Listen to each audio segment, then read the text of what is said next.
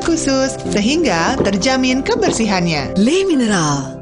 Pas aku coba Le Mineral, seger banget, nggak bikin enak sama sekali. Benar, karena Le Mineral mengandung mineral esensial yang tercantum jelas di kemasannya. Inilah yang membuat rasa airnya lebih segar. Kayak ada manis-manisnya. Le Mineral.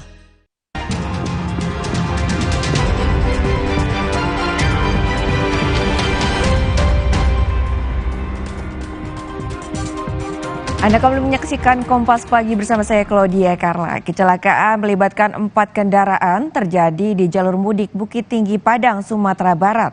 Pengemudi motor beserta penumpangnya terpaksa dilarikan ke rumah sakit karena mengalami luka.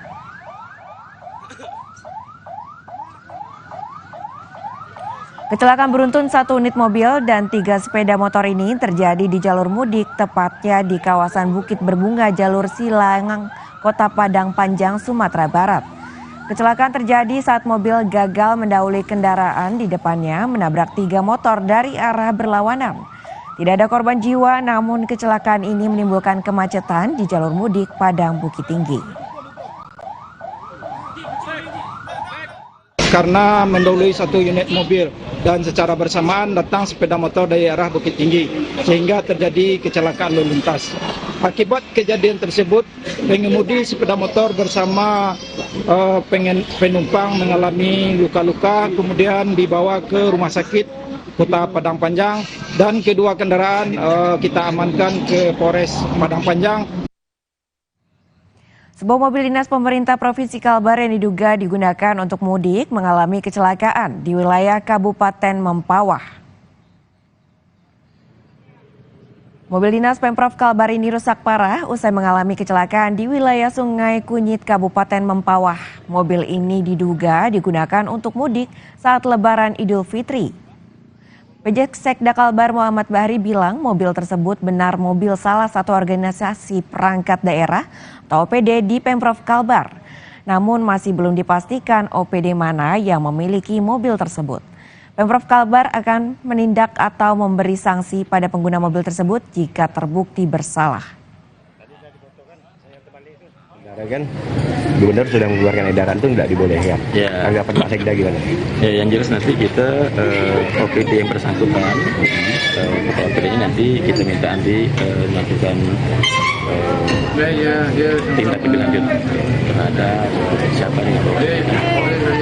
Jelas nanti ini kita akan melakukan verifikasi ulang. Misi permanen Iran untuk PBB menyatakan serangan Iran terhadap Israel dapat dianggap selesai. Namun bila Israel melakukan kesalahan lagi, Iran akan merespons lebih keras.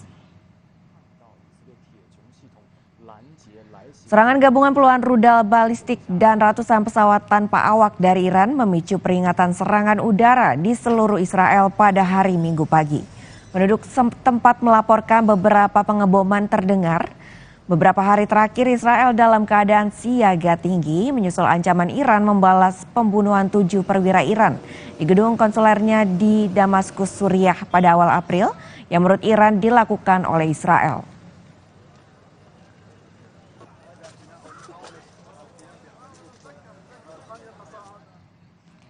Melalui platform media sosial X pada hari Minggu, misi permanen Iran untuk PBB menyatakan serangan Iran terhadap Israel dapat dianggap selesai.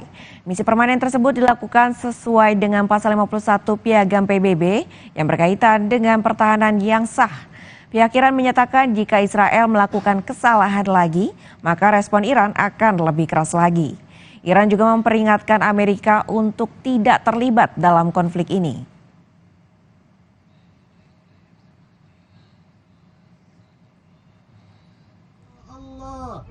Sementara itu, Korps Garda Revolusi Islam Iran mengonfirmasi pihaknya telah meluncurkan puluhan rudal dan pesawat tak berawak ke Israel dan berhasil mencapai target.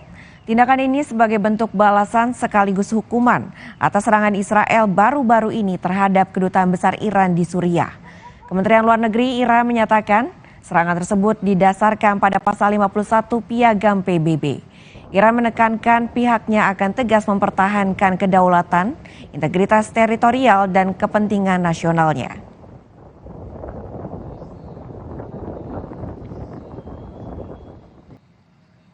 Kementerian Luar Negeri pastikan tidak ada warga negara Indonesia di Israel yang terdampak akibat serangan Iran ke Israel.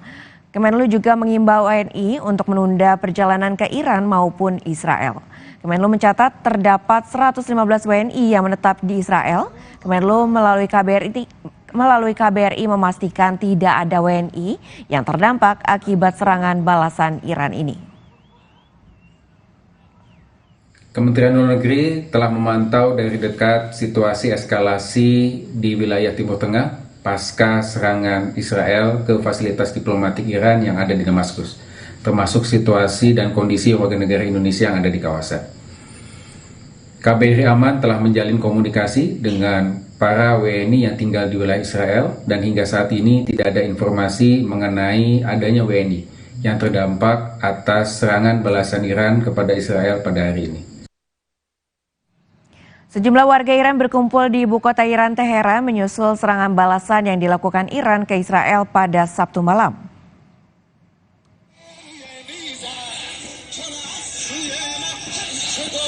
Mereka menyuarakan dukungan terhadap serangan drone dan misil yang ditujukan ke Israel. Iran mengklaim tindakannya ini sebagai bentuk pertahanan diri, mengingat serangan ini merupakan balasan antar serangan yang diklaim telah dilakukan Israel ke gedung konsulat di kompleks kedutaan besar Iran di Damaskus, Suriah 1 April lalu.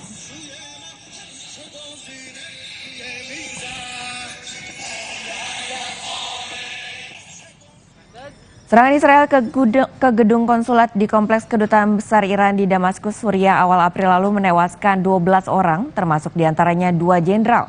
Pemerintah Iran menyatakan serangan tersebut sebagai pelanggaran berat terhadap konvensi internasional yang melindungi misi diplomatik. Saat itu pihak Iran menyatakan akan mengambil tindakan tegas terhadap serangan itu.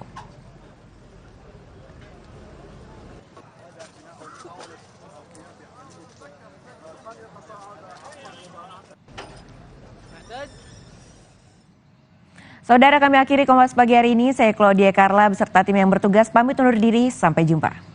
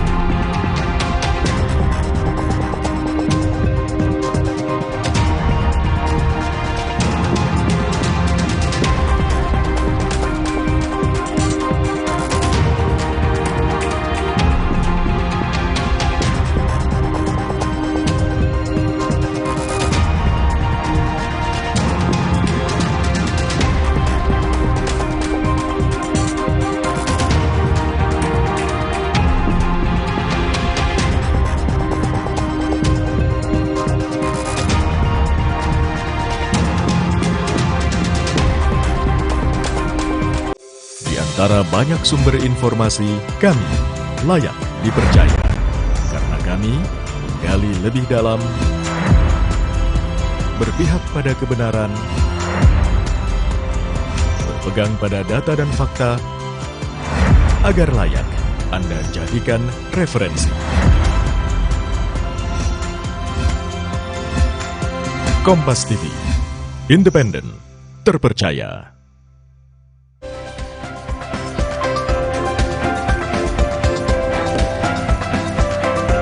Sempat padat pada Minggu malam, gerbang tol Cikatama pagi ini juga masih terlihat ramai oleh arus balik pemudik. Rekayasa lalu lintas, yakni sistem one way ataupun kontraflow masih diberlakukan.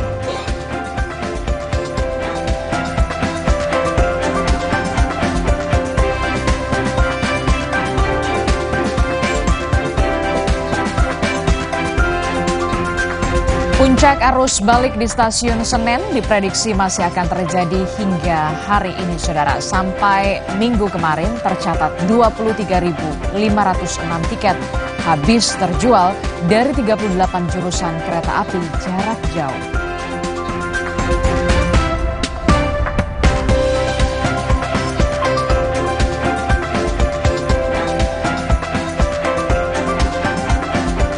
Puncak arus balik sejumlah SPBU jalur Pantura Subang dari arah Cirebon menuju Jakarta diserbu pengendara motor maupun mobil.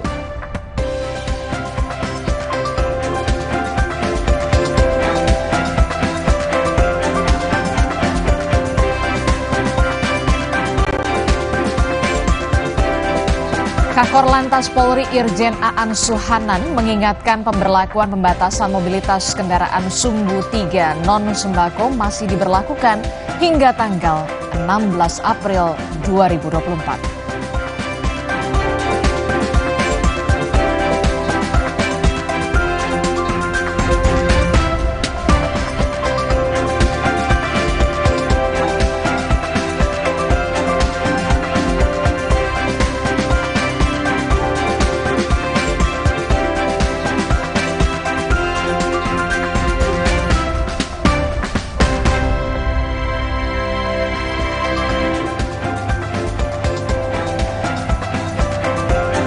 Selamat pagi semuanya, masih dalam suasana Idul Fitri. Hari ini Senin 15 April 2024, Sapa Indonesia Pagi kembali hadir ke ruangan Anda dengan sejumlah informasi yang menarik untuk Anda simak, terutama arus balik kendaraan pada musim mudik di tahun ini. Bersama saya Radi Saputro. Dan saya Adistila Rasati. Betul sekali Radi dan juga saudara, dari semalam sampai tadi subuh ini di Cikatama, kemudian di Pelabuhan Bakahuni, ini semuanya padat sekali, macet sekali ya. Semuanya mau pada pulang lagi ke Jakarta, kemudian bekerja kembali, sekolah, dan pastinya mencari cuan lagi. Iya, THR-nya nggak habis-habis kayaknya. Ini baru mepet-mepet mau kembali untuk beraktivitas ya, sampai hari terakhir hari ini, cuti bersama Hari Raya Idul Fitri. Masih banyak saja kendaraan dari sejumlah daerah, terutama di Pulau Jawa. Kalau tadi di sorotan yang sudah kita sampaikan, ada 5 tadi, semuanya tentang arus balik di beberapa titik. Salah satunya di gerbang tol ya, dari menuju ke arah Jakarta, mulai Kali Kangkung, Cipali, Cikatama, sampai menuju ke arah Jakarta. Ini kabarnya kemarin teman saya aja dari Jawa Tengah begitu, ini menuju ke Jakarta baru sampai tadi subuh itu 12 jam. 12 jam. Tapi itu katanya normal. Normal? Yang 12 itu biasanya bisa 1 hari penuh, 24 jam. Ini memang kalau dari tahun ke tahun, dari Idul Fitri ke Idul Fitri, kalau lihat arus mudik memang selalu padat. Tapi memang dibandingkan beberapa tahun sebelumnya, belum ada sistem kontraflow, belum ada sistem one way. Ini padatnya tidak bisa ditanggulangi. Tapi saat ini sepertinya bisa ditanggulangi. Nanti kita akan bahas juga di Sapa Indonesia Pagi apakah memang evaluasi pada saat arus mudik kali ini sudah benar-benar efektif atau tidak gitu. Nah, itu dia, nanti juga akan ada evaluasinya bagaimana kemudian kebijakan one way, kemudian juga ada kontraflow yang apakah ini merupakan salah satu solusi juga untuk mengurai kemacetan di masa arus mudik dan juga arus balik. Nanti akan kami hadirkan perbincangannya. Tapi sebelum sampai ke situ, saudara, kita ke informasi pertama dulu di Sapa Indonesia Pagi hari ini. Pada puncak arus balik, kepadatan lalu lintas di Pelabuhan Bakahuni Lampung membuat antrean kendaraan memanjang hingga menutupi jalur tol Trans Sumatera dan jalan arteri.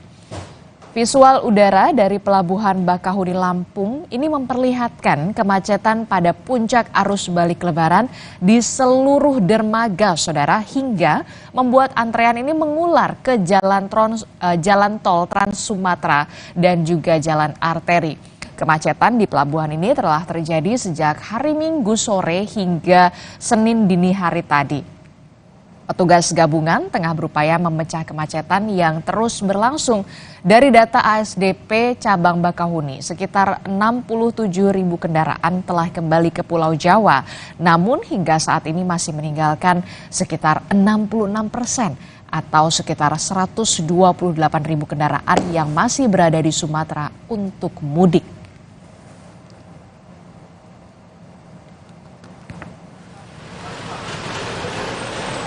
Petugas dan juga polisi mencoba memecah kemacetan dalam pelabuhan Bakahuni Lampung. Sejumlah skema digunakan untuk mencegah kemacetan yang lebih panjang. Petugas bahkan harus seringkali memutar balik kendaraan yang salah jalur. Dan kondisi ini membuat polisi juga melakukan penghambatan atau delay sistem di sejumlah rest area.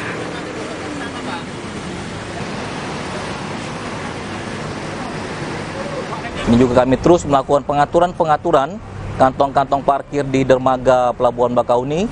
Ya, insya Allah ini masih terkendali, kondusif ya.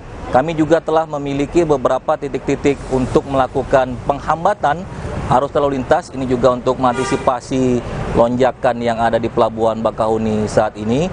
Namun yang pasti kita bisa lihat di Pelabuhan Bakahuni saat ini meskipun terjadi lonjakan yang meningkat dibandingkan hari kemarin, mudah-mudahan ini masih terus bisa kendalikan ya sampai dengan nanti arus puncak balik dari Sumatera ke Pulau Jawanya.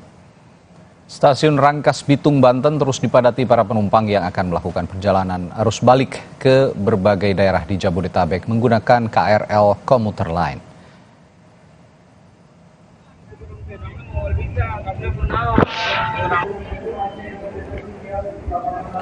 Kepadatan terlihat dari antrean tiket pemberangkatan hingga pintu masuk menuju stasiun. Menurut Kepala Stasiun Rangkas Bitung, kepadatan arus balik ini terhitung mulai H+1 Lebaran dan terus mengalami peningkatan hingga hari ini. Rata-rata penumpang arus balik setiap harinya mencapai 47.000 penumpang.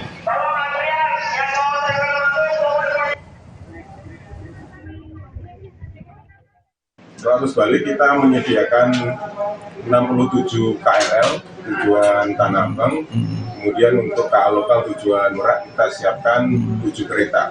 Lalu untuk arus balik di stasiun Rangkas Bitung untuk terhitung mulai H+1 sampai dengan H+4 hari ini terlihat peningkatan yang sangat tinggi sekali di H+4 hari ini ya.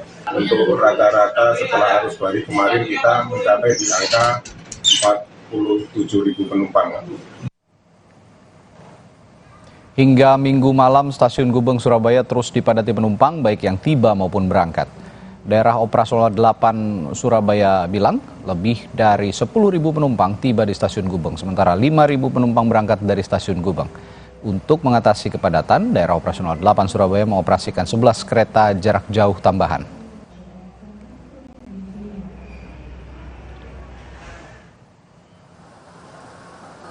Sementara itu pagi ini Stasiun Pasar Senen, Jakarta terpantau masih dipadati pemudik yang baru tiba kembali dari kampung halaman. Pihak PT Kereta Api Indonesia memprediksi meski puncak arus balik di Stasiun Pasar Senen sudah terjadi pada Minggu malam kemarin, di mana sekitar 18.000 penumpang tiba di Stasiun Pasar Senen hari ini. Hari Senin, suasana di Stasiun Pasar Senen diprediksi masih padat dengan pemudik yang baru kembali ke Jakarta.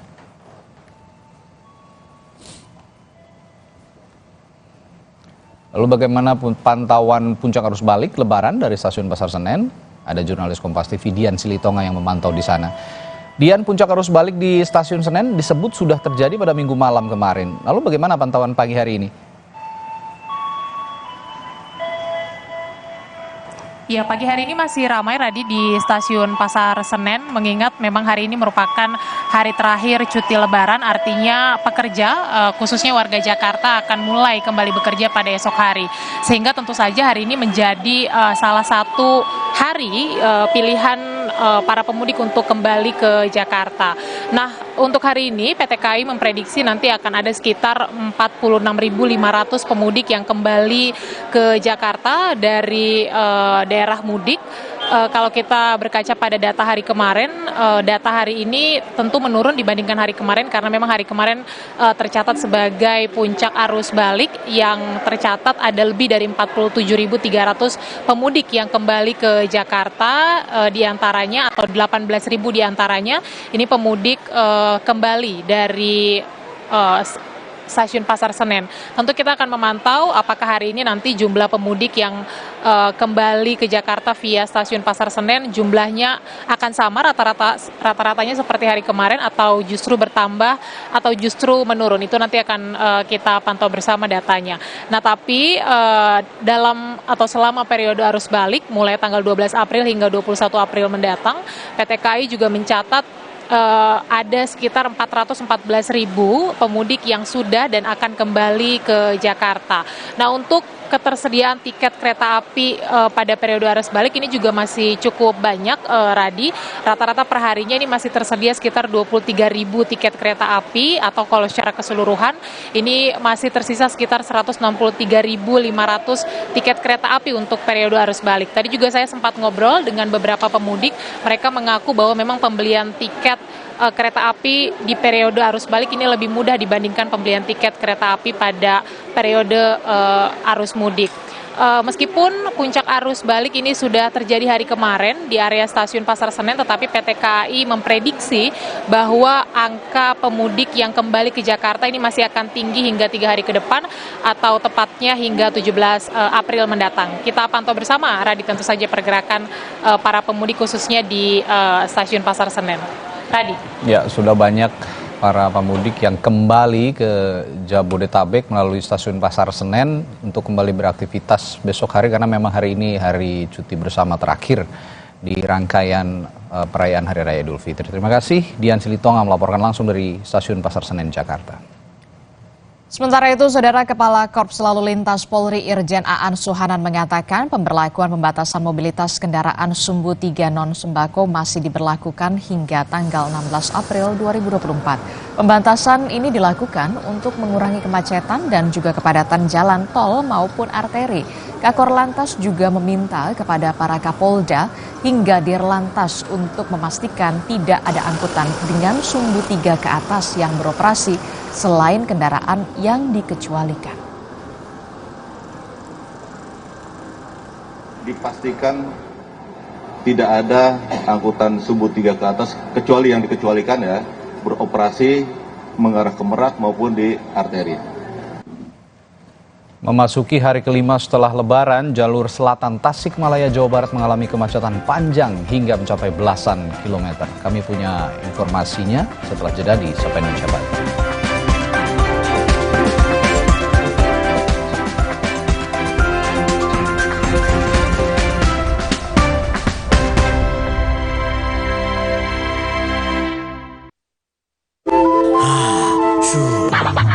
Mau untung pakai Arko, tinggal sorong, lebih kuat, desain inovatif, teknologi Jepang. Arko merah cocok untuk angkut apa saja, lebih landai, gampang nuangnya. Arko jumbo paling gede, enteng, hemat tenaga. Arko banana green lebih slim, sempit nggak masalah. Mau untung pakai Arko, tinggal sorong. Sakit kepala? Minum Paramex. Gue andalan nih. Paramex cepat kerjanya, gak pakai lama. Cepat redakan sakit kepala, aman sesuai dosis anjuran untuk redakan nyeri. Sakit kepala, Paramex obatnya. Produksi Konimex. kalau sakit hati, aduh, nyeri otot. Segera minum Paramex nyeri otot. Redakan nyeri otot, sendi dan pegal linu. Nyeri otot, Paramex nyeri otot. Produksi Konimex. Hutan dirusak, pohon ditebang, orang-orang gak peduli, sampai teror polusi menghantui. Tanam oksigen sekarang bersama Indosat. Yah, nunggu ngapain ya? Floridina dong, Spontaneous Fun. Wow, bulir jeruknya asli, bulirnya lebih banyak. Florida Orange, segar.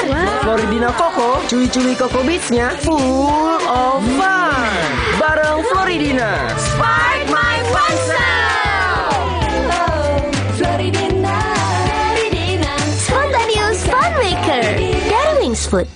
Cia baksos ya. Roboh, hadang. Masuk angin. Minum Hada Angin bantu redakan gejala masuk angin dan pelihara daya tahan tubuh. Hangat di badan, buyar angine. Hada Angin, buyar angine. Produksi Konimax. Indahnya silaturahmi bikin haru. Tenangkan diri dan aqua dulu. Datang dari 19 gunung terpilih, disaring lapisan bebatuan, kaya akan mineral alami. Aqua, 100% murni di bulan yang suci. Fokus dan kepercayaan diriku sangat diperlukan. Gejala flu seperti bersin-bersin, hidung tersumbat, sakit kepala dan demam, reda dengan Ultra Flu. Ultra Flu, flu reda, lega rasanya. Terasa gigi ngilu kalau minum dingin, terus kondisi gigi sensitif. Jika dibiarkan lebih lama, ada kemungkinan untuk memburuk. Sensodyne memberikan perlindungan hingga 24 jam. Saya merekomendasikan Sensodyne untuk perawatan gigi ngilu. Hutan dirusak, pohon ditebang, orang-orang gak peduli, sampai teror polusi menghantui. Tanam oksigen sekarang bersama Indosat. Makan Bu, bikin dada sesek, perut melintir. Untung sekarang ada SMA, diformulasi oleh Sido Muncul dengan bahan herbal. Aman diminum kapan aja, nggak takut mah lagi. Minum SMA, herbalnya lambung.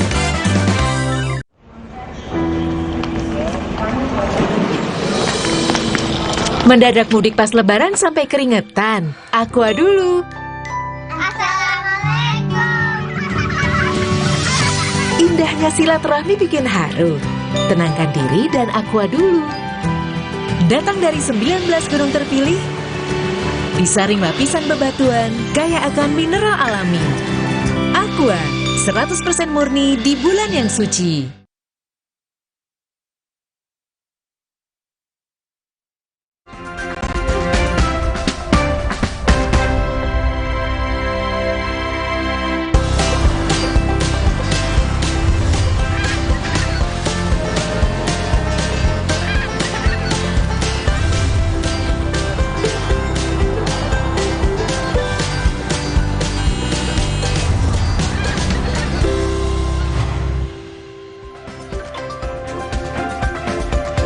Saudara, memasuki hari kelima setelah Lebaran, jalur selatan Tasikmalaya, Jawa Barat mengalami kemacetan panjang hingga mencapai belasan kilometer. Meski sudah dilakukan pengalihan arus sejak siang hari kemarin, namun kemacetan di jalur Gentong sampai dengan Minggu malam masih belum bisa terurai. Kemacetan di jalur Gentong Tasikmalaya, Jawa Barat terjadi sejak siang hari kemarin sampai malam hari tadi hingga mencapai belasan kilometer.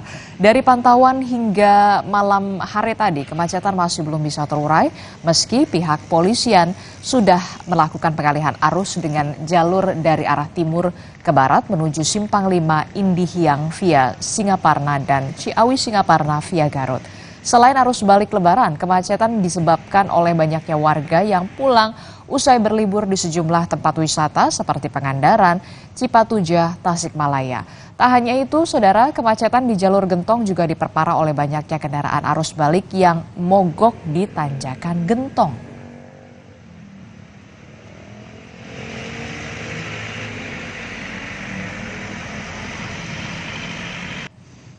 Sementara itu, Saudara, Menteri Koordinator Bidang Pembangunan Kemanusiaan dan Kebudayaan atau Menko PMK Muhadjir Effendi yang memantau arus balik Lebaran di Tol Jakarta Cikampek mengatakan jika hingga Minggu malam arus balik masih padat, kemungkinan Senin malam arus balik yang padat juga masih akan terjadi.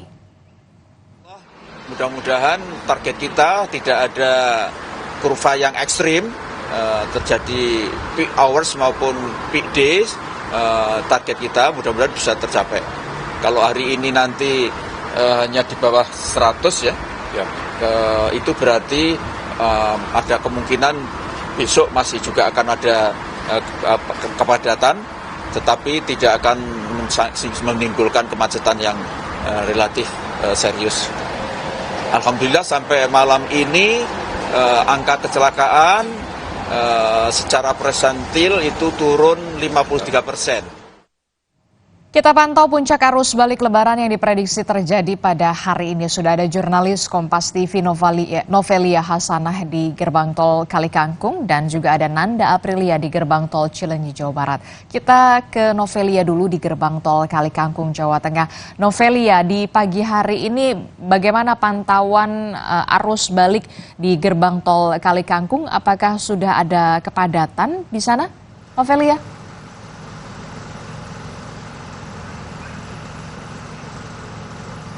Ya, selamat pagi Adisti dan juga saudara. Pantauan kami dari gerbang tol Kalikangkung pagi ini terpantau memang sekitar pukul 5:30 tadi masih sepi, saudara, masih landai ya di gerbang tol. Namun saat ini semakin siang di gerbang tol Kalikangkung antreannya sekitar 5 hingga 7 kendaraan, saudara. Mengingat memang hari ini merupakan hari terakhir dari cuti bersama dan besok merupakan hari kembali sekolah para pelajar dan juga mahasiswa. Ya, Adisti dan juga saudara, di gerbang tol Kalikangkung membuka 10 gardu utama dan 4 gardu satelit, yang mana one way nasional masih berlaku.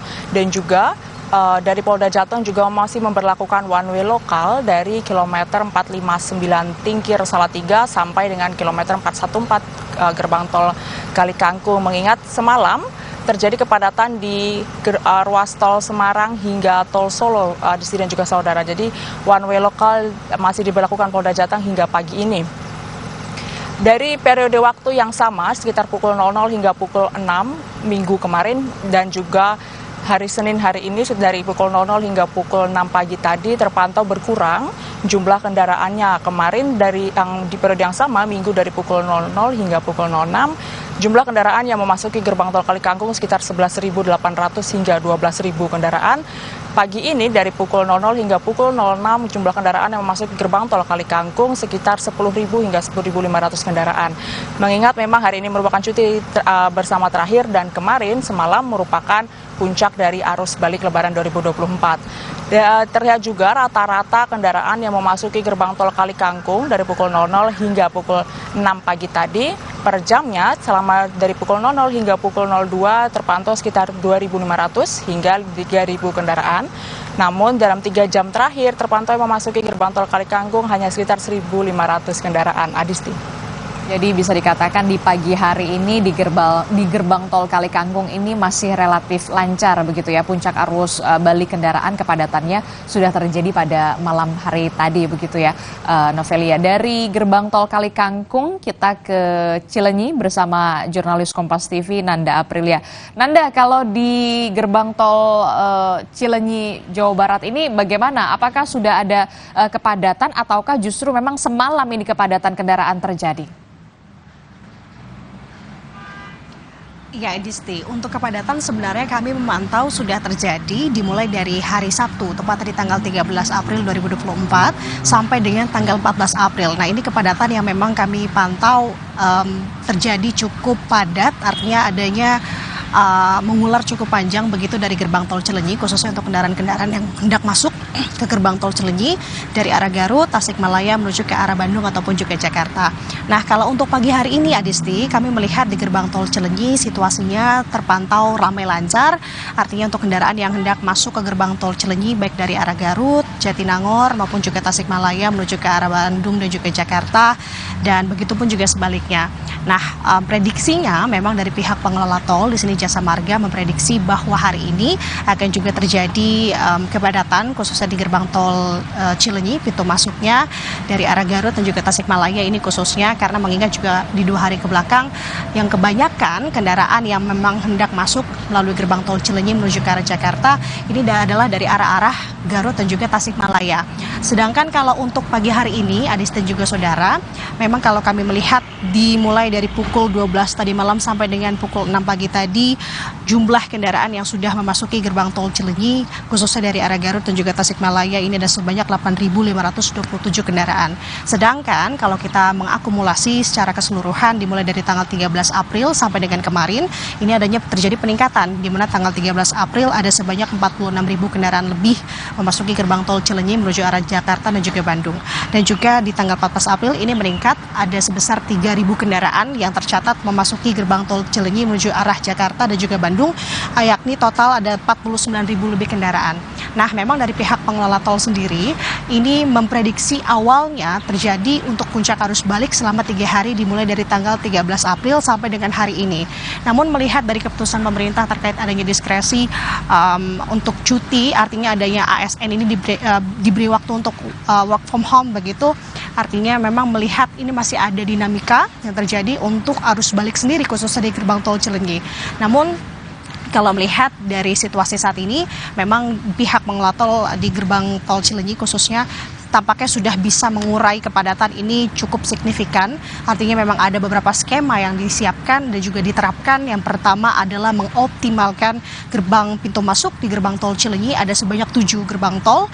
Ini semua dibuka, kemudian juga menempatkan petugas-petugas di titik gerbang tol, yakni untuk membantu pengendara mengetapkan kartunya, tentu ini untuk mempercepat laju kendaraan mereka juga dan juga mengurai adanya kepadatan.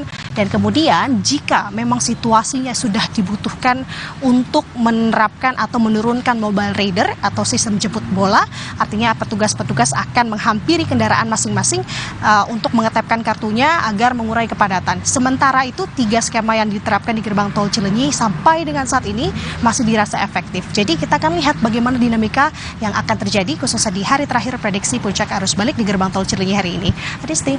Baik, terima kasih informasinya. Jurnalis Kompas TV Nanda Aprilia melaporkan langsung dari gerbang tol Cilenyi, Jawa Barat. Sebelumnya ada Novelia yang melaporkan langsung dari gerbang tol Kalikangkung, Semarang, Jawa Tengah. Terima kasih rekan-rekan, selamat bertugas kembali dan tetap jaga kesehatan. Kita beralih ke informasi lainnya, Saudara. Sebagai upaya transparansi penyaluran BBM, Pertamina Patraniaga telah menerapkan penggunaan digitalisasi di SPBU untuk BBM subsidi solar sejak bulan Juni, juga dibantu dengan QR Code. Pengguna akan diblokir jika ada indikasi melakukan kecurangan. Pertamina Patraniaga telah menerapkan penggunaan digitalisasi di SPBU untuk BBM subsidi solar. Sales Area Manager Pertamina Patraniaga Jabode, Sadle Aryo Priambodo menjelaskan, digitalisasi ini untuk melihat berapa banyak stok BBM dan data penyaluran BBM di SPBU. Jika ditemukan data yang tidak sesuai antara penerima dan penyaluran BBM, hal ini dapat terbaca di sistem digitalisasi SPBU. Untuk BBM subsidi solar, subsidi tepat menggunakan QR Code sudah berlaku sejak Juni 2023. Jika ada indikasi kecurangan, Pertamina Patraniaga akan melakukan pemblokiran QR Code tersebut. Pengisian solar pun diberikan kuota setiap harinya, mengikuti aturan BPH Migas sesuai dengan jenis kendaraannya. Itu BBM itu hanya kita cek istilahnya secara manual. Sekarang kita sudah digital. Jadi teman-teman yang tadi saya jelaskan sebelumnya, kita ketika ke SPBU kita selain melakukan pengecekan QQ, baik takaran maupun kualitas, kita juga melakukan pengecekan biasanya melakukan pengecekan arus minyak. Apa sih arus minyak? Gampang aja deh. Yang diterima berapa, yang dijual berapa. Ketika ada ketidaksesuaian, ada fraud, nah itu yang kita langsung tindak. Seperti itu. Kita bandingkan penjualan dengan menerima secara digitalisasi seperti itu. Kalau itu terbukti, langsung kita stop SPB-nya, kita stop supply. Kita investigasi dulu. Itu bisa kita deteksi dari digitalisasi.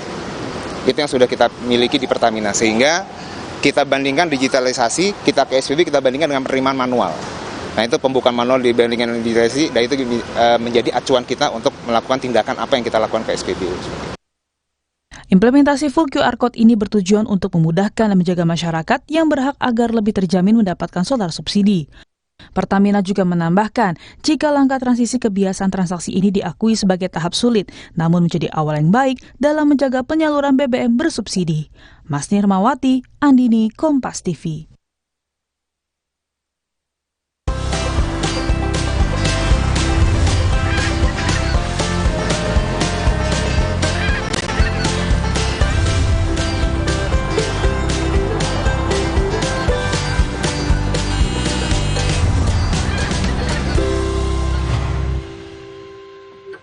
Saudara, puncak arus balik sejumlah SPBU di jalur Pantura Subang dari arah Cirebon menuju Jakarta diserbu pengendara motor ataupun mobil.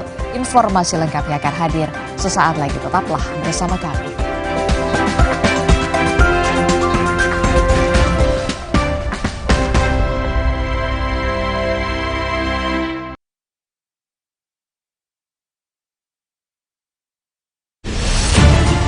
Saya, Budiman Tanurjo, menyambut Anda dalam sebuah forum berkualitas, mencermati Indonesia dengan bijak dari kacamata kebangsaan.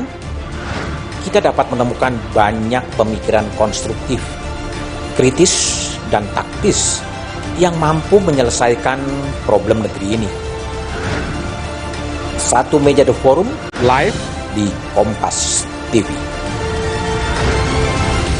Mau nabung pakai Brimo, investasi pakai Brimo, asuransi pakai Brimo, Brimo mudah serba bisa. Mau top up pakai Brimo, mau belanja pakai Brimo, mau streaming hingga healing, mau pakai Brimo, Brimo mudah serba bisa.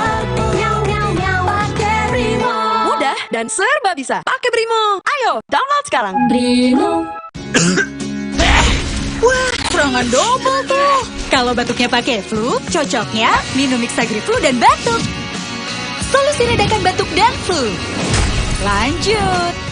Mixagrip cocok. Mau nabung pakai Brimo, investasi pakai Brimo, asuransi pakai Brimo, Brimo mudah serba bisa. Mau top up pakai Brimo, mau belanja pakai Brimo, mau streaming hingga healing, mau pakai Brimo, Brimo mudah serba bisa.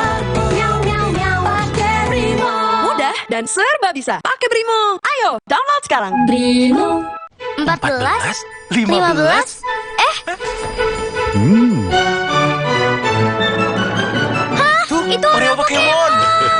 Tapi ini kan Oreo. Oreo Pokemon edisi spesial. Kumpulkan semua sekarang. Mah kambuh bikin dada sesek, perut melintir. Untung sekarang ada SMA, diformulasi oleh Sido Muncul dengan bahan herbal. Aman diminum kapan aja, nggak takut mah lagi. Minum SMA, herbalnya lambung. Mau nabung pakai Brimo, investasi pakai Brimo, asuransi pakai Brimo, Brimo mudah serba bisa. Mau top up pakai Brimo, mau belanja pakai Brimo, mau streaming hingga healing, mau pakai Brimo, Brimo mudah serba bisa.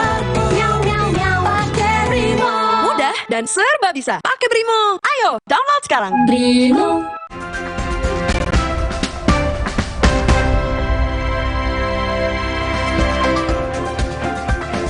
Kembali di Sapa Indonesia Pagi, saudara, peningkatan arus kendaraan pada Minggu malam membuat sejumlah SPBU di jalur Pantura Subang dari arah Cirebon menuju Jakarta diserbu pengendara motor ataupun mobil.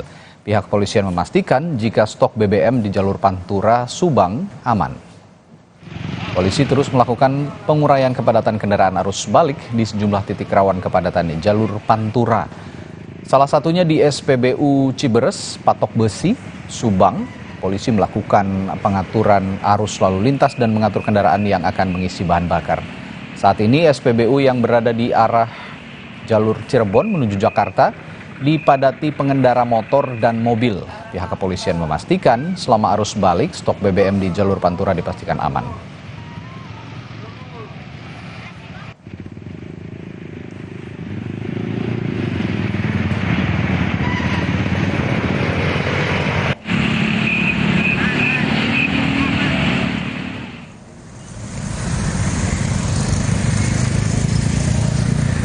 Puncak arus balik di wilayah Subang terjadi kemarin malam yang terlihat dari peningkatan arus kendaraan sangat signifikan. Salah satunya di jalur Pantura Subang pada Minggu malam. Pemudik yang melintasi jalur arteri Subang dari arah Cirebon menuju Jakarta ini didominasi oleh pemotor serta mobil pribadi. Salah satu titik yang menjadi pusat kemacetan adalah area SPBU yang dimanfaatkan pemudik untuk antre mengisi bahan bakar dan beristirahat.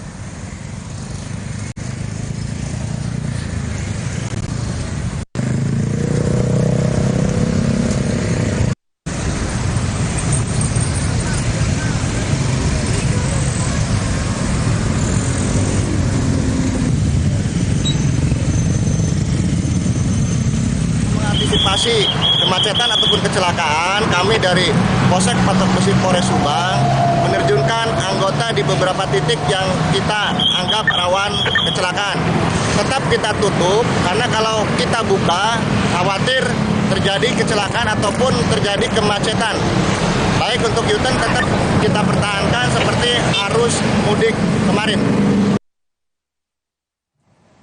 Gelombang pertama arus balik mudik gratis menggunakan kapal laut tiba di dermaga terminal penumpang Tanjung Priok, Jakarta Utara sebanyak 1.700 orang lebih dan 663 unit sepeda motor diangkut KM Dobon Solo dari Semarang, Jawa Tengah.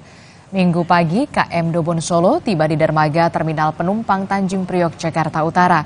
Kapal ini mengangkut ribuan orang dalam program mudik gratis yang digelar pemerintah. Sejumlah petugas yang telah disiagakan langsung mengeluarkan sepeda motor dari lambung kapal untuk memudahkan pemudik. Diperkirakan hari ini merupakan puncak arus balik di Pelabuhan Tanjung Priok. Sementara gelombang kedua arus balik akan sampai mulai Selasa besok. Kami akan mengevaluasi Pak sejauh mana, kan kami tadi meminta masukan dari seluruh penumpang, kira-kira apa keluhan mereka, tapi rata-rata Bapak lihat semua happy ya, semua sangat senang, sangat gembira, karena dia tidur, istirahat cukup, sudah fresh, otomatis melanjutkan ke rumah masing-masing dalam kondisi baik, dan dia tidak kelelahan Pak.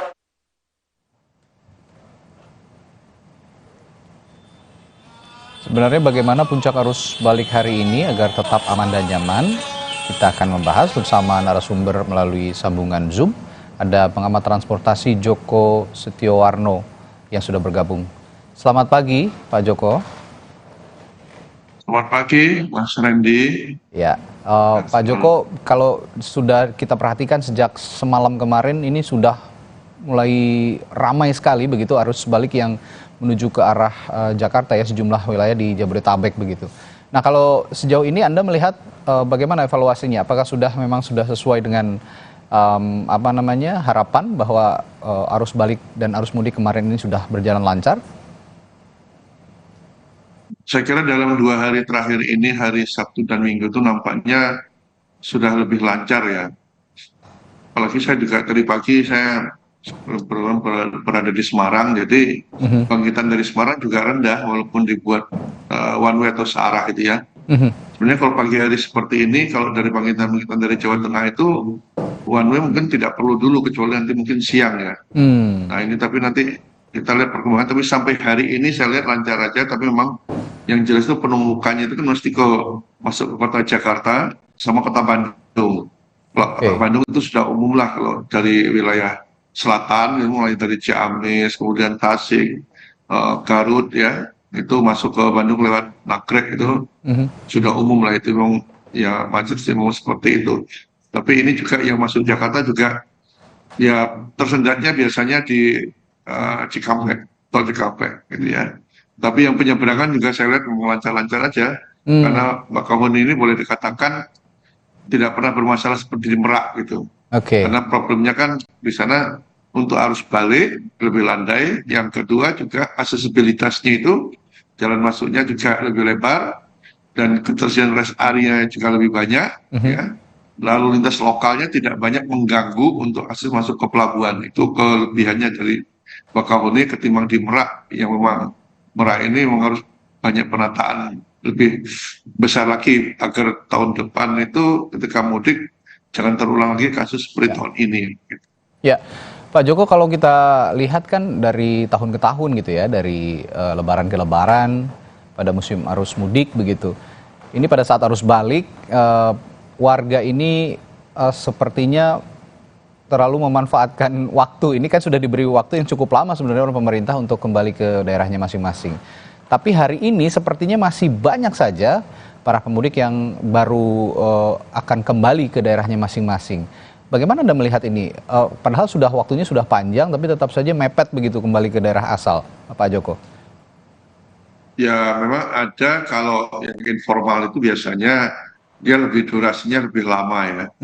Lebih lama, kira-kira masih 1 bulan tuh masih ada orang mudik juga gitu ya. Nah, yang kendaraan juga kalau dia kerja informal mungkin ya Mungkin hari ini masih ada juga, tapi tidak sebanyak kemarin lah. Ya, kita tahu pemberitaannya itu kan baru 50%. Mungkin ini dalam perjalanan juga.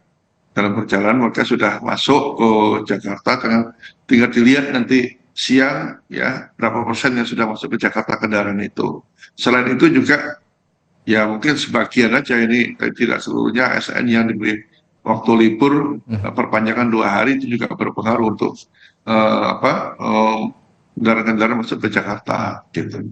Ya, untuk titik-titik yang perlu diwaspadai sebenarnya pada arus balik ini di mana saja Pak Joko? Kalau Anda mengamati. Ya, yang krusial itu masuk ke Jakarta itu sebenarnya, karena masuk ke Jakarta kan tidak ada pilihan, cuma jalan tol Jakarta Cikampek aja gitu kan. Nah, kalau dari daerah lainnya kan selain jalan tol, arterinya masih ada. Ya. Jadi kalau mudik juga sama, arteri itu masih bermanfaat juga. Cuman kalau jalan arteri kan tidak hanya roda 4 tapi ada roda 2, nah itu atau ada pasar besar tumpah. Tapi di jalan arteri juga beberapa kota dia punya jalan lingkar. Itu juga bantu, seperti kalau di Pantura itu ada di Karawang, kemudian di Brebes itu sudah jadi jalan lingkarnya. Kemudian nanti di Pemalang, di Uleri, kemudian di Kaliwungu itu sangat membantu sekali kalau dia memang kotanya agak sulit kalau dilakukan penataan gitu kan. Selain pasar karena ada aktivitas ya pertukaran sepanjang itu ya memang itu kesulitan memang, tapi ada pasar-pasar tradisional ya pasar itu diantisipasi kayak di Losari itu dengan flyover itu sudah selesai lah gitu ya. Kendalanya di situ sebenarnya. Tapi secara umum masih lancar, cuman kita kan fokusnya semuanya kan di jalan tol. Nah ini tersenjata di jalan tol itu mesti di rest area. Makanya nanti coba dilihat kalau ini one way juga agar diperhatikan rambunya kalau dia mau keluar. Saya lihat tadi memang kalau gunakan di jalan tol itu rambu untuk dia keluar itu agak kecil. Itu karena mengagetkan juga, jadi perlu yang lebih besar lagi. Sehingga kalau dia one way posisinya katakanlah di sebelah utara ya atau di jalur A itu lebih mudah nanti dia keluar gitu kalau dia diperkirakan rest area-nya sudah penuh. Ya. Nah, dalam musim mudik dalam beberapa tahun terakhir memang sistem one way begitu ya, satu arah pada saat arus mudik ke beberapa daerah lalu arus balik lagi ke daerah asal. Ini menerapkan sistem one way dan juga tadi sempat disinggung soal kontraflow juga begitu ya Pak Joko. Nah, Anda beberapa waktu yang lalu pada saat ada kecelakaan sempat berbincang juga dengan saya bahwa kontraflow ini sebenarnya jangan juga terlalu diterapkan karena cukup berbahaya begitu. Nah, sejauh ini efektivitasnya bagaimana Pak Joko untuk one way dan juga kontraflow terutama di musim mudik kali ini? Ya sebenarnya kan kebijakan ada one way atau kontraflow ini kan ingin menambah kapasitas jalan sehingga volume kendaraan itu bisa lebih lancar, tujuannya itu. Namun di sisi lain memang kalau kontraflow itu tidak dilaksanakan dengan kehati-hatian bisa menimbulkan masalah. Apalagi ini istilahnya kalau angkutan umum kejar setoran itu kan, kejar pendapatan lah bukan setoran ya. Nah ditambah memang ya sekarang baru terbukti ternyata travel gelap itu cukup banyak juga. Sebenarnya kalau saya ditanya apakah lebaran, enggak, sehari-harian tuh mungkin ada 1000-an itu travel gelap yang seliburan di tol Cipali sama Cikampek itu kan. Cuman ya ini dilematis untuk melakukan penindakan terhadap mereka karena memang pemerintah sendiri untuk angkutan pedesaan per kota itu masih buruk ya. Tapi di sisi lain antar kota ini bagus lah. Cuman bagaimana sekarang kedepannya tidak melulu untuk one way atau kontraflow, meningkatkan kapasitas angkutan umum. Nah itu. Soalnya kalau seperti terus-menerus nanti terlalu dimanjakan kendaraan pribadinya. Padahal kan kita ingin masyarakat juga berkeinginan itu menggunakan angkutan umum. Itu yang perlu dipikirkan. Sehingga mungkin saja kalau tahun depan berani nggak membuat satu lajur buat angkutan umum kayak busway lah di Jakarta gitu kan. Ketika mudik. Nah itu. Tapi angkutan umum diperbanyak. Bisa menggunakan kalau bis akapnya kurang habis wisata. Habis wisatanya ini sudah mulai dibina lah setelah lebaran ini bagaimana mereka juga bisa membantu ketika mudik. Nah, ketika mudik nanti digunakan untuk apa?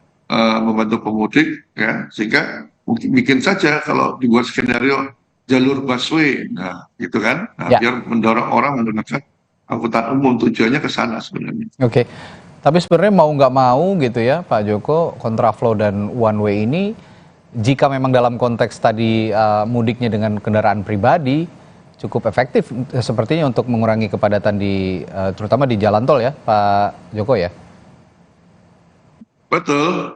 Jadi tadi saya kira nambah kapasitas ya. Kapasitas ya. Jadi tidak menambah kapasitas jalan sehingga yang kendaraan bisa melaju lebih cepat lagi lah. Tapi tentunya ini juga kalau lama-lama buat seperti ini tetap juga penuh nantinya. Karena kendaraan pribadi itu bertambah. Apalagi kebijakan pemerintah kan sekarang kebijakannya bukan membuat angkutan umum listrik tapi mobil listrik gitu kan. Nah itu kan nambah kemacetan. Kemarin ada berapa? 4.000 katanya disebarkan kalau 4.000 kendaraan listrik gitu kan. Nah itu kan problem juga. Jadi menurut saya tidak selamanya kebijakan ini bisa berjalan mulus pada satu-satu kan akan menjadi stagnan juga. Gitu. Secara gradual harus diubah juga ke kendaraan umum begitu ya, dari musim mudik ke depan gitu ya, Pak Joko ya? Ya sudah pasti begitu. Jadi nambah kapasitas kereta, namanya antar kota, bagaimana menambah frekuensinya, menambah sarnanya, itu perlu dipikirkan selain bus ya. Ya, komposisi kendaraan umum pada saat musim mudik kali ini Pak Joko, kendaraan umum dan kendaraan pribadi berapa persen kalau ada catatan dari Anda? Ya sebenarnya kendaraan umumnya masih sedikit ya. Sedikit sekali ya? Kita lihat sedikit, kalau kita lihat persentase kendaraan aja yang secara umum ya, itu statistik kita itu 90% itu kendaraan pribadi kita itu sebenarnya.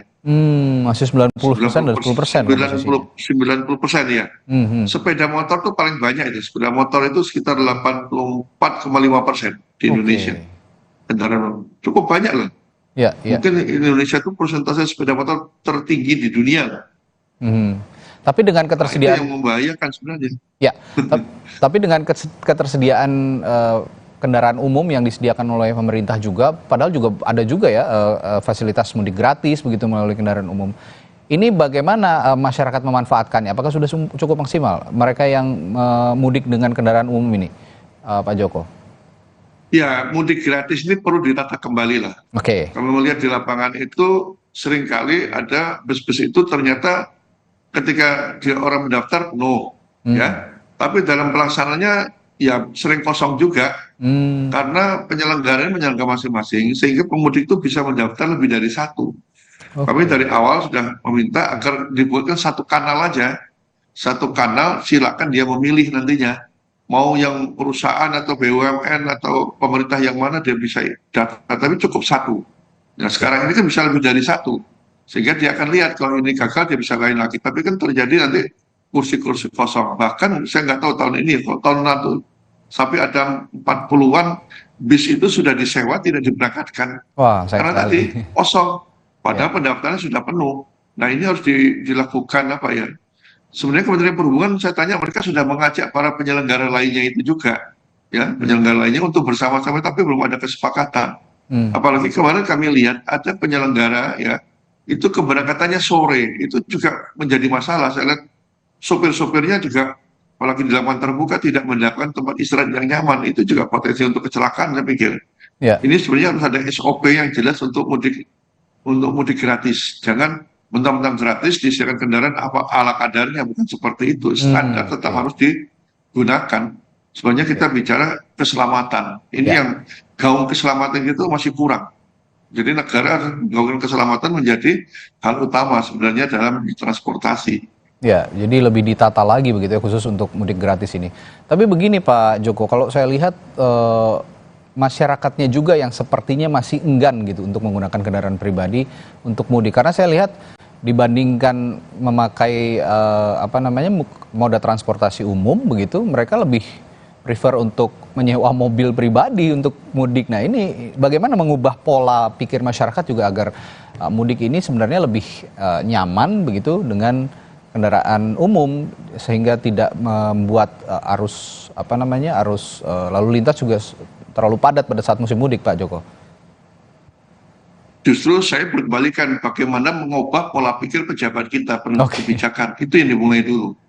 Pola pikir mereka itu bukan menggelontorkan 12,3 triliun untuk subsidi insentif motor listrik, mobil itu salah. 12,3 triliun itu sebenarnya untuk membenahi angkutan umum di daerah. Buatlah Transjakarta tuh di daerah gitu loh. Kalau itu sudah ada, nanti kebijakannya bisa menekan orang untuk kendaraan. Bagaimana kita menyuruh orang angkutan umum dari Jakarta ke daerah, sementara di daerah angkutan umumnya tuh buruk sekali. Makanya mau travel gelap, itu dampak dari angkutan yang buruk di pedesaan.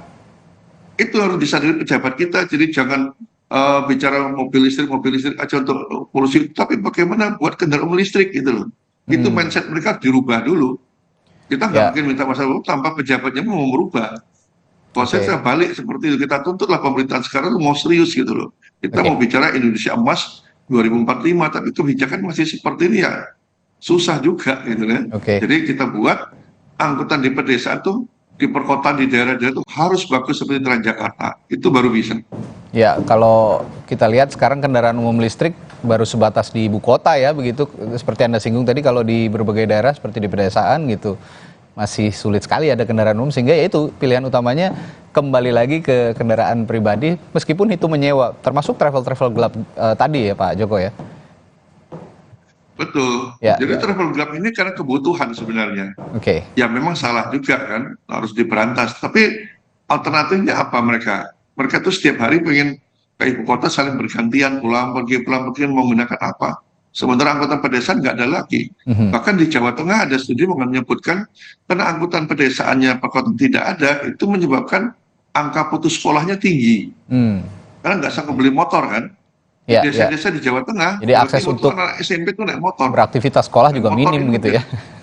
Ya, motor ini menjadi apa ya, virus sebenarnya. Kebijakan motor kita, mau nggak sekarang pemerintah memproduksi motor dengan cc di bawah 100. Nah, kalau itu di bawah 100 saya yakin nanti nggak mau naik motor. Ya kan? Jangankan mau mudik, sehari-hari pun orang nggak mau perjalanan jauh. Ini kita berbicara kalau pas mudik aja seperti baru merasakan perlunya angkutan umum gitu. Belum bicara lainnya, kebutuhan lainnya untuk kelompok milenial itu kebutuhan paling besar mereka itu ternyata pengeluarannya untuk transportasi. Ini harus disadari oleh para penentu kebijakan. Gitu. Kalau masyarakat sih manut-manut aja. Kalau itu sudah siap, apalagi angkutannya gratis, jelas mau lah. Baik. Ya, terakhir Pak Joko, untuk tingkat kecelakaan pada musim mudik di tahun ini, di tahun 2024, jika dibandingkan dalam musim-musim mudik sebelumnya, di lebaran-lebaran sebelumnya, bagaimana Anda mengevaluasi tingkat kecelakaan untuk mudik tahun ini? Ya, sebenarnya kalau dari angka-angka statistik, setiap mudik lebaran itu makin menurun, makin turun ya? Ya, kita akui lah. Dan hal yang wajar ketika kendaraan itu makin rapat, ya celakanya makin rendah gitu kan ya. Tetapi kualitas kejadiannya itu yang cukup tinggi. Artinya menonjol tuh terjadi tabrakan meninggal 12 gitu kan. Kemudian kecelakaan terlempar 7 orang meninggal. Itu kan cukup besar dalam satu kejadian gitu kan. Itu yang harus diantisipasi. Makanya kami mengusulkan agar perjalanan jarak jauh entah itu umum atau pribadi semuanya menggunakan sirkel. Ya, apalagi sudah ada jalan tol karena 80% kecelakaan itu disebabkan oleh mengantuk. Nah, entah mengantuknya mobil umum maupun pribadi, mungkin supirnya mengantuk. Ya, angkutan barang juga sama. Ini jadi problem juga. Ini harus diberesin juga, tidak hanya mudik. Tetapi sebenarnya pada saat mudik dibandingkan hari biasa, justru lebih rendah angka kecelakaan, angka kematian pada saat hari biasa. Nah, hari biasa itu jauh lebih tinggi. Cuman saking banyaknya mungkin pemerintahnya bingung mau beritakan mana lagi kan. Nah, karena jumlahnya antara 80 sampai 100 orang meninggal setiap hari pada saat kondisi normal. Sementara pada saat mudik ini jauh di bawah 50 orang yang meninggal dunia. Baik. Ya, Polri sendiri menyebutkan ada 1.848 kecelakaan lalu lintas pada arus mudik tahun ini.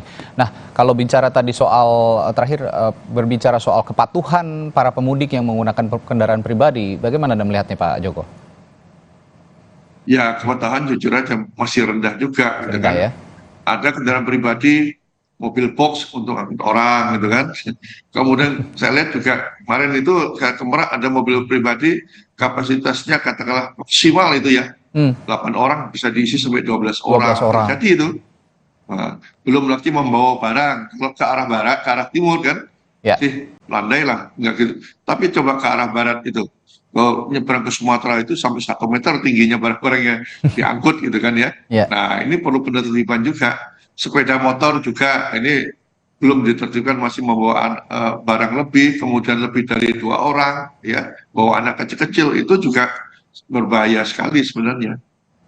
Oke, baik, kita nantikan nanti hari ini, hari terakhir begitu ya, berkesempatan bagi para warga Jabodetabek maupun juga daerah-daerah lain untuk kembali ke daerah asal di hari terakhir cuti bersama Lebaran. Dan sejauh ini memang kalau saya bisa resume sedikit, bahwa solusi yang paling nyata begitu menyediakan kendaraan umum yang nyaman begitu, terutama kendaraan listrik ya, untuk mengurangi juga tingkat penggunaan kendaraan pribadi saat arus mudik, juga menekan angka kecelakaan yang terjadi selama arus mudik berlangsung. Baik, terima kasih Pak Joko Setiawarno, pengamat transportasi yang sudah bergabung di Sapa Indonesia Pagi. Sehat selalu Pak Joko, selamat pagi. Terima kasih, Mas Andi.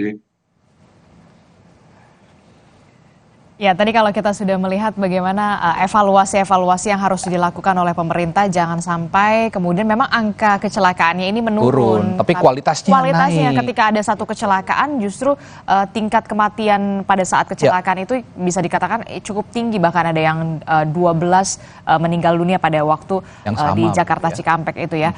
Dan informasi tadi sekaligus jadi penutup kita di Sapa Indonesia Pagi hari ini. Terima kasih sudah menyaksikan Sapa Indonesia Pagi. Saya Adisti Larasati. Dan saya Radhi Saputro. Sampai jumpa lagi besok.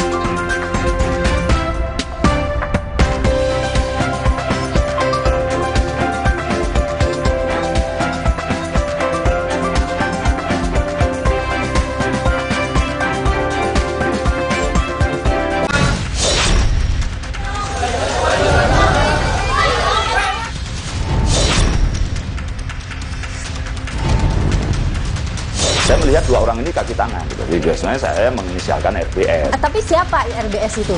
Artinya Kejagung sudah masuk dalam radarnya tersangka-tersangka lain di luar 16 ini.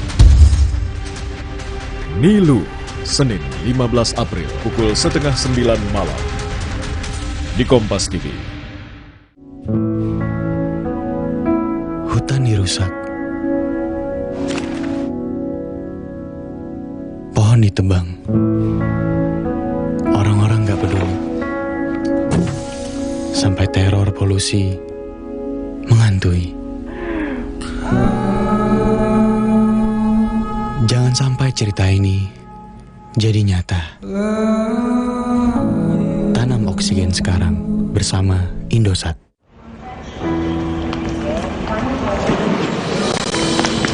Mendadak mudik pas Lebaran sampai keringetan. Aqua dulu. Indahnya silaturahmi bikin haru. Tenangkan diri dan aqua dulu. Datang dari 19 gunung terpilih, disaring lapisan bebatuan, kaya akan mineral alami. Aqua, 100% murni di bulan yang suci. Siap bakso ya? Roboh, hadang. Masuk angin.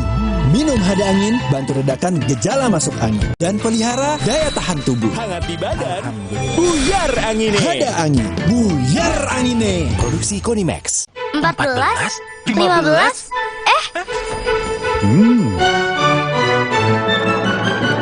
Tuh, itu Oreo Pokemon.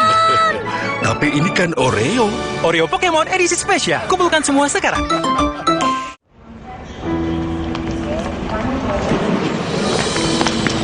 Mendadak mudik pas Lebaran sampai keringetan. Aqua dulu. Indahnya silaturahmi bikin haru. Tenangkan diri dan aqua dulu. Datang dari 19 gunung terpilih, disaring lapisan bebatuan, kaya akan mineral alami. Aqua, 100% murni di bulan yang suci. Tina udah siap om, mie sedap soto dulu yuk. Enggak deh om, makasih. Mie sedap soto dengan mie yang kenyal serta koya gurih dan jeruk nipis asli. Soal rasa mie sedap soto, lidah nggak bisa bohong. Rasa soto nomor 1 cuma mie sedap soto. Indahnya silaturahmi bikin haru. Tenangkan diri dan Aqua dulu. Datang dari 19 gunung terpilih, disaring lapisan bebatuan, kaya akan mineral alami. Aqua, 100% murni di bulan yang suci. Mah kambuh bikin dada sesek, perut melintir. Untung sekarang ada SMA, diformulasi oleh Sido Muncul dengan bahan herbal. Aman diminum kapan aja, nggak takut mah lagi. Minum SMA, herbalnya lambung. Terasa gigi ngilu kalau minum dingin, terus kondisi gigi sensitif. Jika dibiarkan lebih lama, ada kemungkinan untuk memburuk. Sensodyne memberikan perlindungan hingga 24 jam. Saya merekomendasikan Sensodyne untuk perawatan gigi ngilu.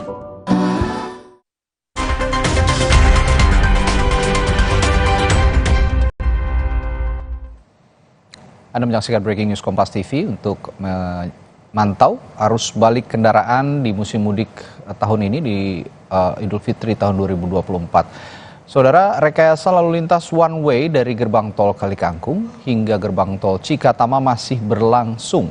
Pantauan arus lalu lintas di gerbang tol Kalikangkung pada Senin pagi terpantau ramai lancar. Di periode waktu yang sama dari pukul 00 hingga 6 pagi hari ini dibandingkan Minggu pagi, jumlah kendaraan yang masuk gerbang tol Kalikangkung berkurang 1.000 kendaraan. Rekayasa lalu lintas one way dari gerbang tol Kalikangkung hingga gerbang tol Cikatama masih berlangsung pada Senin pagi dari pukul 00 tadi malam hingga pukul 6 pagi ini. Kendaraan yang masuk gerbang tol Kalikangkung sejumlah 10.000 kendaraan dengan rata-rata per jam 1.000 hingga 1.500 kendaraan.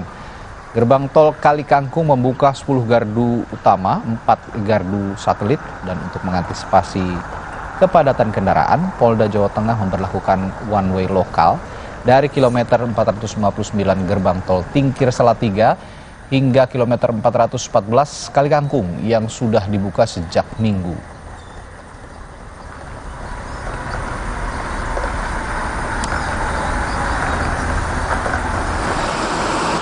Boleh sih ya. Sempat padat pada Minggu malam, gerbang tol Cikatama pagi ini juga masih terlihat ramai oleh arus mudik balik pemudik maksud kami. Rekayasa lalu lintas yakni one way ataupun kontraflow masih diberlakukan.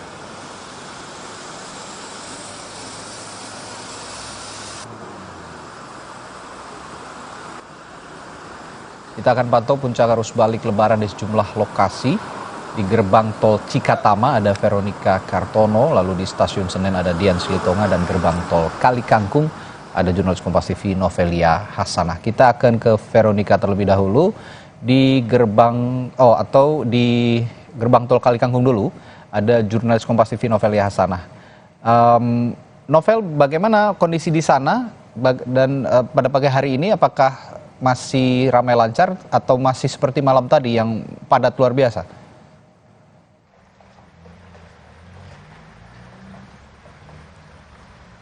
Ya, selamat pagi Radit dan juga saudara. Dari pantauan kami di gerbang tol Kalikangkung pada pukul 8 pagi ini, semakin siang semakin ramai dan semakin meningkat volume kendaraan yang memasuki gerbang tol Kalikangkung, Radit dan juga saudara. Hingga pukul 6 tadi rata-rata kendaraan yang masuk dari gerbang tol Kalikangkung sekitar 1.500 per jamnya dan dengan total sekitar 10.000 dari pukul 00 hingga pukul 06. Memang hari ini merupakan hari terakhir cuti bersama dan besok merupakan hari pertama para pelajar dan juga mahasiswa untuk kembali masuk sekolah maupun kuliah, Radit dan juga saudara. Nah, terpantau hingga semakin siang di gerbang tol Kalikangkung juga semakin ramai, yang tadinya hanya sekitar 3 hingga 5 kendaraan yang mengantre, sekarang ada sekitar 5 hingga 7 dan semakin ramai yang datang masuk dari gerbang tol Kalikangkung. Nah, saudara, memang one way lokal masih diberlakukan oleh Polda Jawa Tengah dari kilometer 459 gerbang tol Tingkir Kalikangkung gerbang tol Tingkir Salatiga hingga kilometer 414 gerbang tol Kalikangkung. Ya, saudara, terlihat kendaraan yang dari Jawa Tengah menuju ke barat terpantau ramai, saudara, dan juga semakin siang memang semakin naik volume tingkat kendaraan yang memasuki gerbang tol Kalikangkung. Gerbang tol Kalikangkung sendiri membuka 10 gardu utama dan 4 gardu satelit yang untuk mengarah ke barat atau Jakarta, saudara. Memang one way nasional juga masih dilangsungkan. Ya saudara, dari periode waktu yang sama, minggu pagi dari pukul 00 hingga pukul 6, itu terpantau ada sekitar 11.000 hingga 12.000 kendaraan yang masuk gerbang tol Kalikangkung. Namun pagi ini dari pukul 00 hingga pukul 06, Senin dini hari tadi terpantau hanya ada sekitar 10.000, di mana terlihat ada sekitar penurunan 2.000 jumlah kendaraan yang memasuki gerbang tol Kalikangkung. Memang diprediksi kemarin atau semalam, minggu malam merupakan puncak dari arus balik Lebaran 2024. Ya saudara, di gerbang tol Kalikangkung sendiri dalam per jamnya tadi pukul 6 sekitar 1.500 hingga 2.000 kendaraan. Dan jika melihat dari volume kendaraan yang semakin ramai yang datang ke gerbang tol Kalikangkung semakin siang, diprediksi memang siang nanti akan terus terjadi peningkatan kendaraan yang memasuki gerbang tol Kalikangkung menuju ke arah barat atau Jabodetabek. Ya saudara, selain dari mobil kendaraan pribadi, juga terlihat ada angkutan umum yang membawa pemudik kembali ke kota perantauan atau ke arah barat, Radit. Saat ini tidak sepadat malam tadi, namun secara berangsur begitu ya. Kendaraan pada pagi hari ini di gerbang tol Kalikangkung menuju ke arah barat atau ke arah Jakarta semakin ramai, tapi masih kosong, masih ramai lancar. Tapi kita juga akan pantau apakah sudah bergeser kendaraan-kendaraan ini ke arah Jakarta. Ada Veronica Kartono yang saat ini berada di gerbang tol Cikatama. Vero, kalau tadi di Kalikangkung masih relatif sepi gitu, bagaimana di Cikatama? Apakah kendaraan sudah mulai masuk ke arah Jakarta?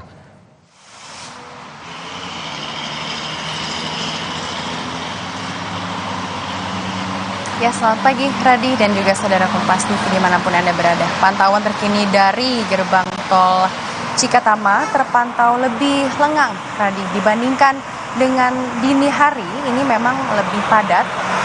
Sempat terjadi juga antrian panjang di sepanjang gardu tol utama dan satelit, mulai dari sekitar kilometer 71 sampai dengan kilometer 69.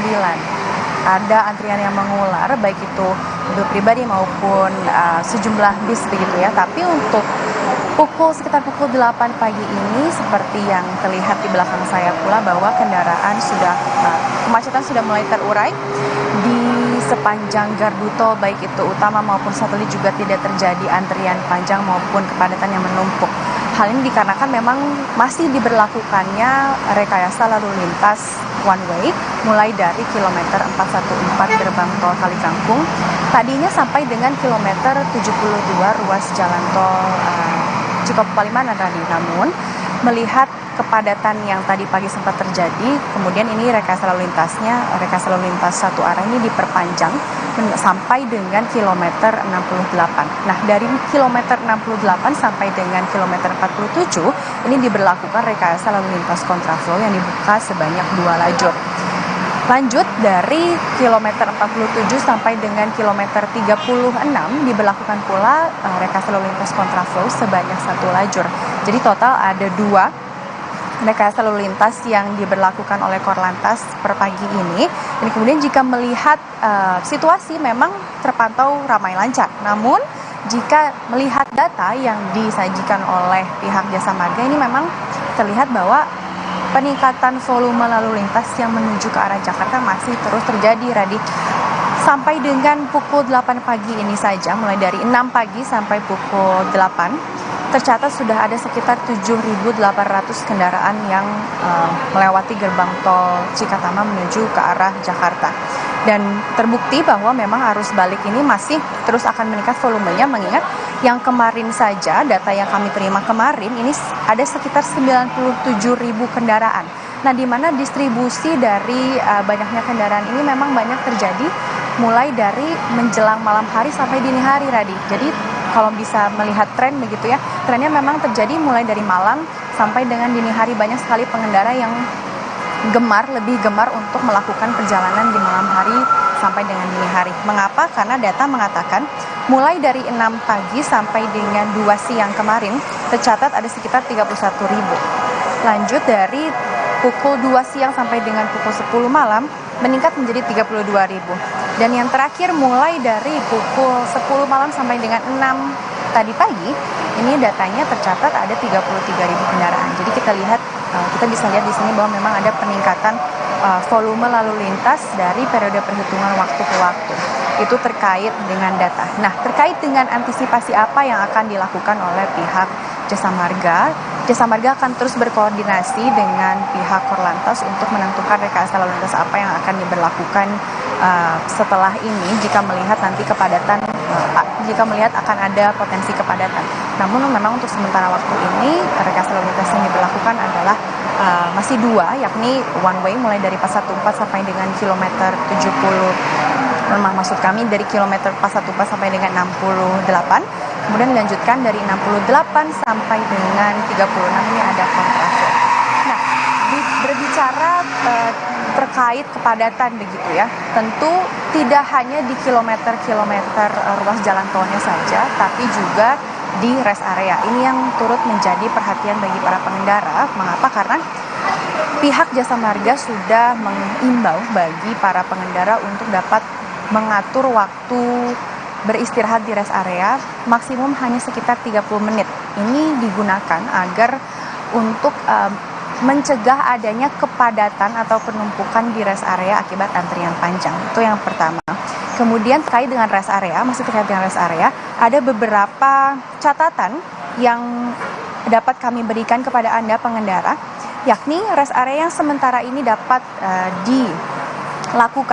digunakan, maksud kami adalah rest area 62B, kilometer 62B, kilometer 42B, kilometer 19B, dan kilometer 6B.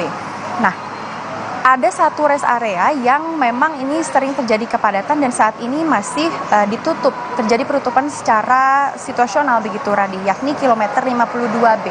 Karena memang rest area ini sering terjadi kepadatan dan kemudian dikarenakan menumpuk begitu, jadi mulai dari tanggal 12 April pukul 3 sore sampai dengan 16 April pukul 8 pagi, rest area kilometer 52B ini ditutup secara situasional untuk mencegah kepadatan. Selain titik-titik dari rest area, titik-titik kepadatan yang perlu diperhatikan bagi para pengendara adalah kilometer 66, di mana kilometer 66 ini merupakan pertemuan antara tol Cipularang dengan tol Jakarta Cikampek. Jadi banyak terjadi kepadatan di sini, kemudian berlanjut di kilometer 62 karena kilometer 62 ini terdapat rest area, pertemuan rest area antara tadi kilometer maksud kami pengendara dari Cipularang dan Japek kemudian bertemu di rest area untuk rehat sejenak. Itu kemudian di sekitar kilometer 48 dan kilometer 47, di mana ini memang untuk menuju ke Jalan Layang MBZ. Ini merupakan beberapa titik-titik tertentu yang harap menjadi perhatian juga bagi para pengendara, khususnya bagi para pemudik yang sedang melakukan perjalanan arus balik. Kemudian terkait dengan adanya rekayasa lalu lintas one way di sini, ini kan artinya pengendara dari arah Jakarta belum dapat melewati gerbang tol Cikampek utama untuk menuju ke arah Transjawa. Jadi bagi Anda pengendara yang berasal dari arah Jakarta ingin menuju ke arah Transjawa ini dapat dialihkan menuju ke gerbang tol Dauwan. Jadi sekali lagi bagi Anda pengendara yang ingin melakukan perjalanan menuju ke arah Transjawa ini dapat dialihkan sementara waktu ini secara situasional menuju ke gerbang tol Dauwan. Sementara waktu ini berikut informasi yang dapat kami berikan tadi. Ya, Jasa Marga sendiri memprediksi hari ini menjadi puncak arus balik, tapi pantauan Veronica Kartono, jurnalis Kompas TV di gerbang tol Cikatama masih ramai lancar, namun sepertinya seperti yang juga diungkap jurnalis Kompas TV Novelia dari gerbang tol Kalikangkung, secara gradual semakin siang, semakin sore atau mungkin malam begitu akan terjadi kepadatan yang tampak nanti di masing-masing gerbang tol ya, dari arah beberapa daerah di Pulau Jawa menuju ke arah Jakarta.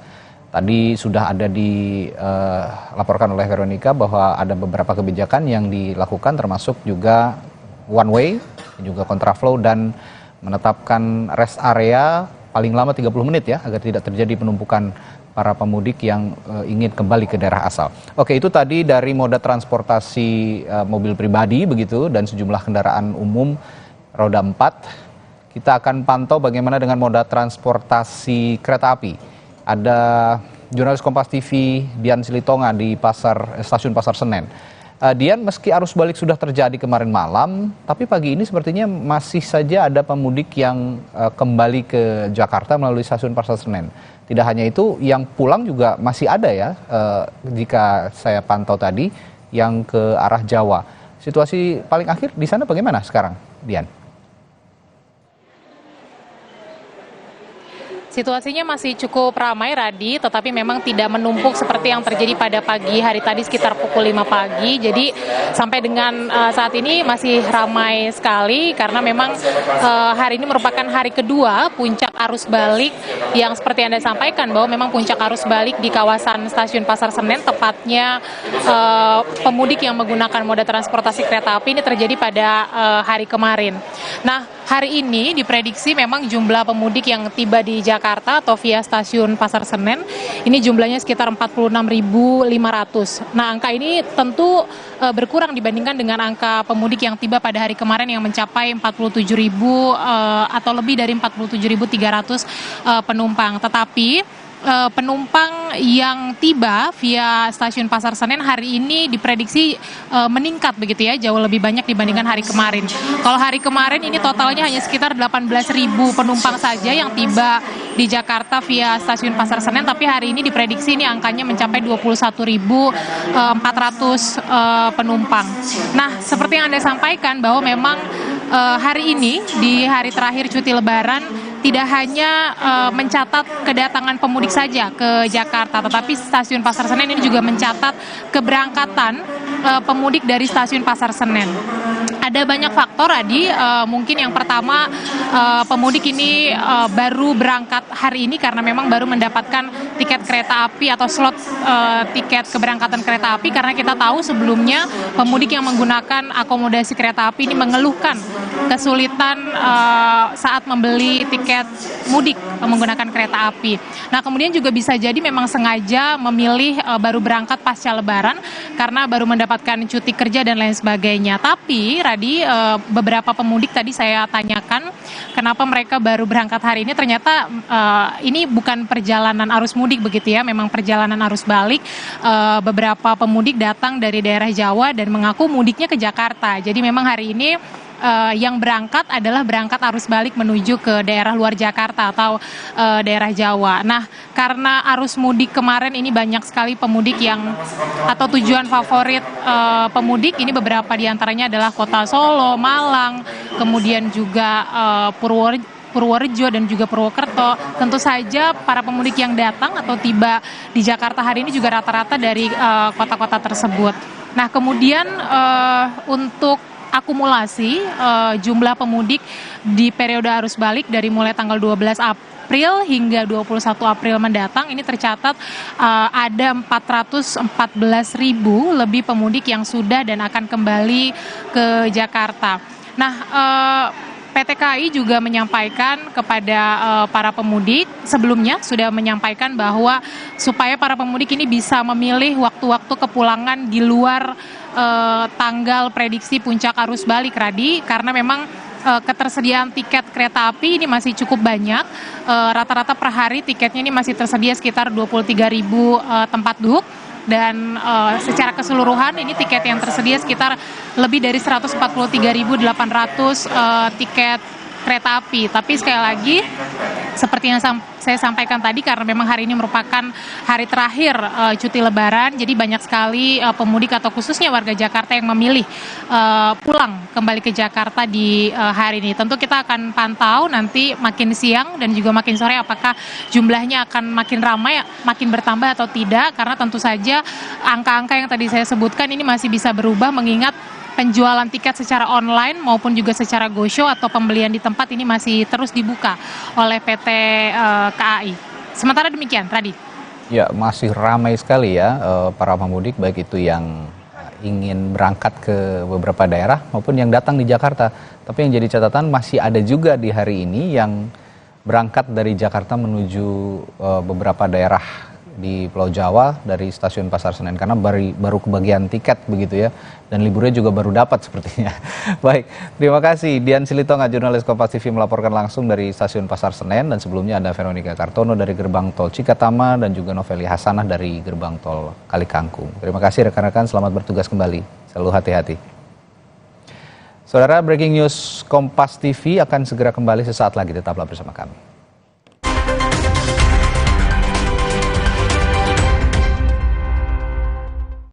Memaparkan ironi sosial. Jadi udah berapa tahun Bang ini jalan rusak nih? Lebih dari 20 tahun kan? Menguliti kejanggalan fakta. Jumlah sampah ini sangat besar. Mau sehancur apa lagi kita melihat laut Indonesia ini? Mengurai karut-marut keadilan. Nelayan perempuan kenapa tidak diakui? Apa kekurangannya? Berkas Kompas. Setiap Selasa pukul 11 malam di Kompas TV. Indahnya silaturahmi bikin haru. Tenangkan diri dan aqua dulu. Datang dari 19 gunung terpilih, disaring lapisan bebatuan, kaya akan mineral alami. Aqua 100% murni di bulan yang suci. Kata Bu Guru, ilmu itu pelita dalam gelap. Jangan biarkan semangat mereka padam karena sekolah yang rusak. Rp1.000 yang mungkin kecil buatmu berarti besar untuk mereka. Dear kamu, kami tahu setiap kamu punya beragam cara jalani hari di bulan suci. Ada kamu yang sukanya ngabuburit bareng keluarga, atau kamu yang selalu ingin melalui setiap waktu dengan lebih seru. Demi kamu, kami akan terus jadi teman setia, mengisi Ramadan penuh makna dan keceriaan, mendukung setiap aktivitas dengan internet lebih kencang, lebih bebas. Ramadan ini demi kamu.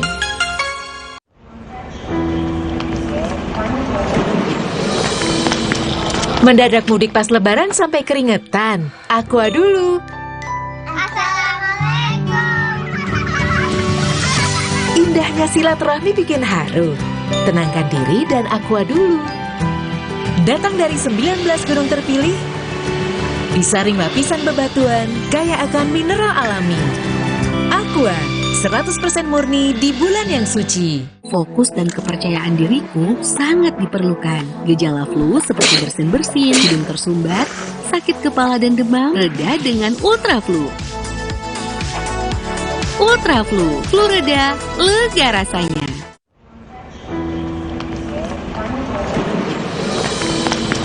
Mendadak mudik pas lebaran sampai keringetan. Aqua dulu. Indahnya silaturahmi bikin haru. Tenangkan diri dan aqua dulu. Datang dari 19 gunung terpilih, disaring lapisan bebatuan, kaya akan mineral alami.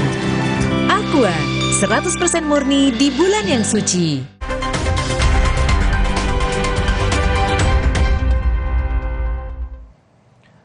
Saudara, Kepala Korps Lalu Lintas Polri Irjen Aan Suhanan mengatakan pemberlakuan pembatasan mobilitas kendaraan sumbu 3 non-sembako masih diberlakukan hingga tanggal 16 April 2024. Pembatasan ini dilakukan untuk mengurangi kemacetan dan kepadatan jalan tol maupun arteri.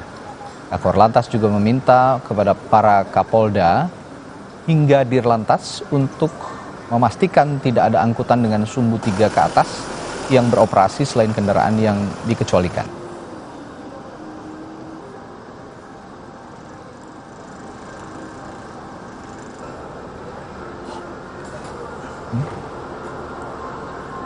Dipastikan tidak ada angkutan sumbu 3 ke atas kecuali yang dikecualikan ya, beroperasi mengarah ke Merak maupun di arteri.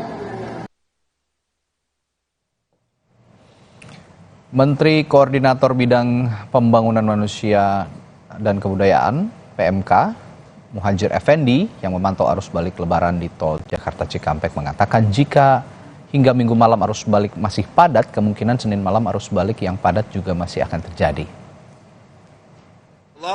Mudah-mudahan target kita tidak ada kurva yang ekstrim, terjadi peak hours maupun peak days, target kita mudah-mudahan bisa tercapai.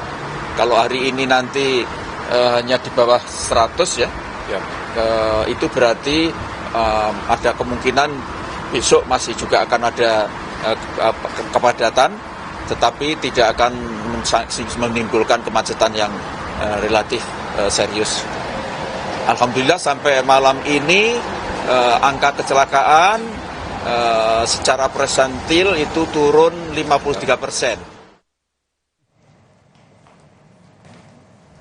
Sebenarnya bagaimana puncak arus balik hari ini agar tetap aman dan nyaman, kita akan bahas dengan praktisi road safety sekaligus founder dan lead instructor Jakarta Defensive Driving Consulting, Jusri Pulubuhu. Selamat pagi Pak Jusri. Ya, selamat pagi Pak Jusri. Sepertinya kami masih punya kendala hubungan komunikasi dengan Pak Jusri. Kita akan coba hubungi kembali untuk membahas bagaimana proses arus mudik ini agar tetap aman dan nyaman. Selamat pagi Pak Jusri.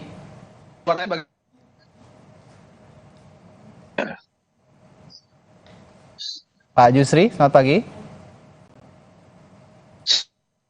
Selamat pagi Mas Radi. Ya, masih agak terputus-putus. Suara saya bagaimana? Ya, ini sekarang sudah bisa didengar. Bisa dengar suara saya, Pak, ya? Jelas ya? Saya mendengar jelas suara Anda. Baik. Baik, Pak Jusri. Arus balik kali ini khususnya di beberapa gerbang tol ini menggunakan sistem one way dan kontraflow. Ada juga kritik dari beberapa pihak bahwa sistem one way dan kontraflow ini sebenarnya efektif, tapi harus berhati-hati karena beberapa kali menyebabkan juga kecelakaan. Nah, bagaimana menurut Anda sistem ini dapat mengurangi kepadatan dan efektivitasnya untuk mengurangi tingkat kecelakaan, Pak Jusri?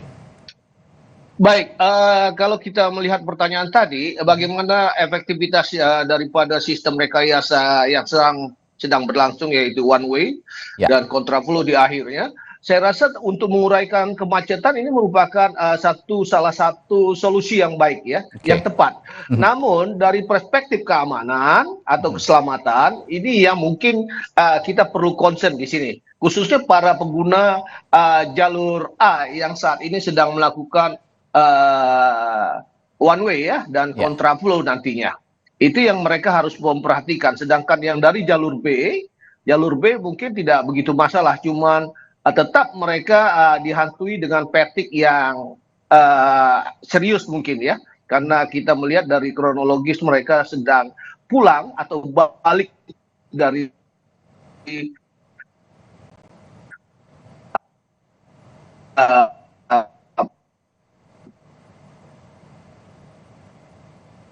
ya, sepertinya komunikasi dengan Pak Jusri belum terlalu bagus. Kalau iya, Pak Jusri, suara Anda masih terputus-putus. Itu yang perlu Oke. Suara saya cukup, suara Mas Radi cukup jelas ya. Coba saya ganti audio saya. Saya tidak menggunakan ini, saya menggunakan.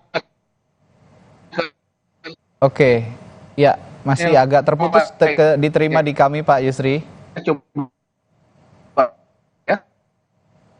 Ya. Saya sebentar.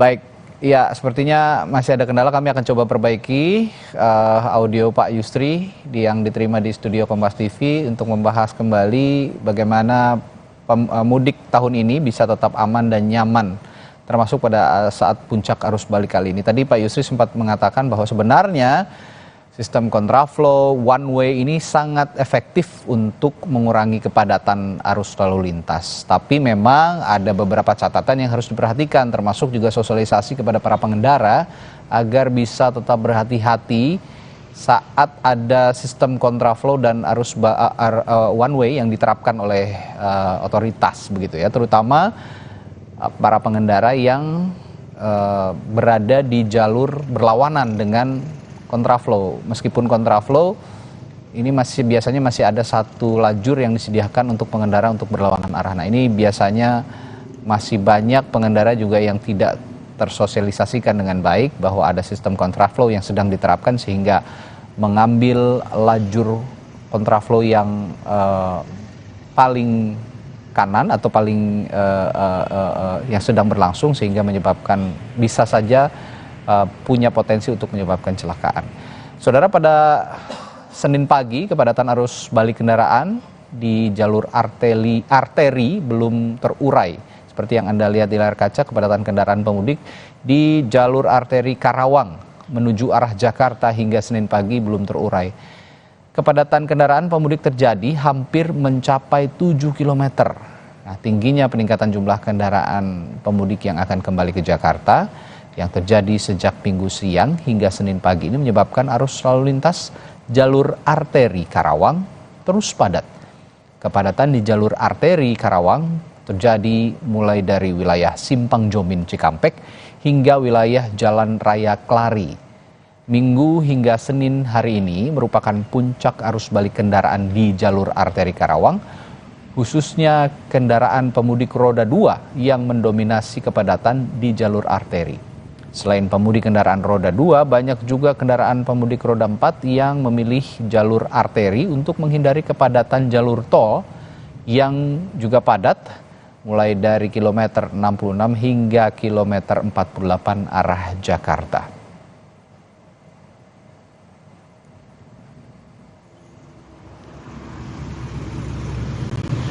Ya, padatnya jalur arteri ini yang seperti Anda lihat di Karawang, Jawa Barat, tadi disebabkan karena para pengendara memilih jalur untuk menghindari kepadatan di jalan tol.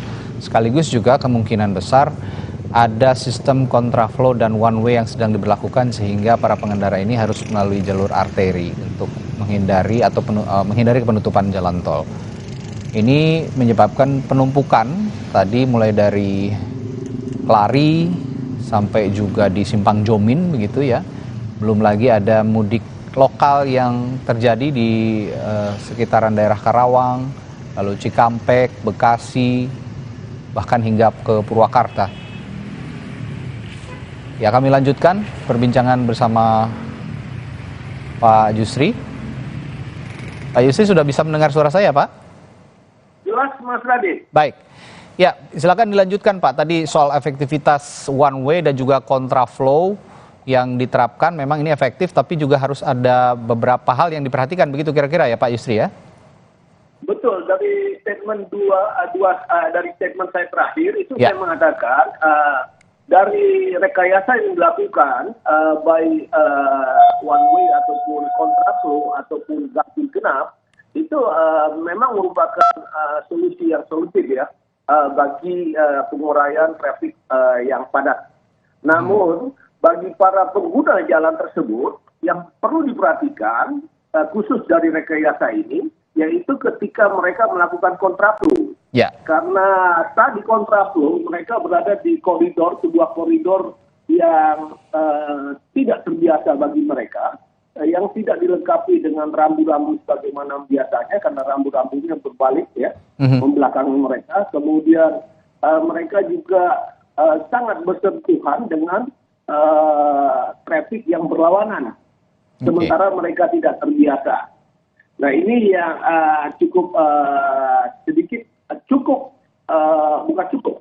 Ini memang harus menjadi dasar di perhatian pada mereka. Jika tidak siap dari aspek kendaraan ataupun aspek pengemudinya, termasuk kebugarannya, maka ini perlu dipertimbangkan lagi untuk memasuki atau menggunakan jalur kontraflow bagi para pengguna yang ada di jalur A itu ya.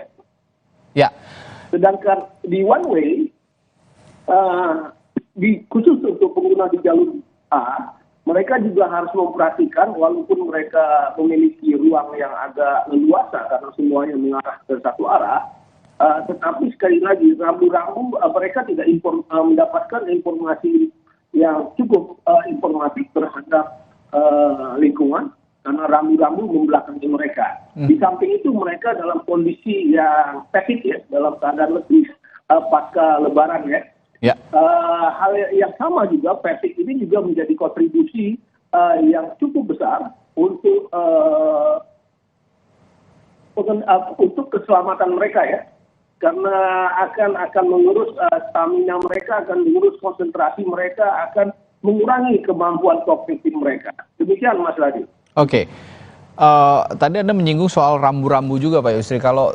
Kalau begitu memang jalur one way ataupun kontraflow ini diberlakukan, ini sepertinya harus ada rambu-rambu yang dilengkapi juga oleh petugas. Nah, sedangkan ini kan jalur one way dan kontraflow ini sebenarnya cukup panjang dalam musim mudik kali ini ya. Ini sepanjang Trans Jawa, bahkan juga ada penerapan itu hingga ke Jakarta.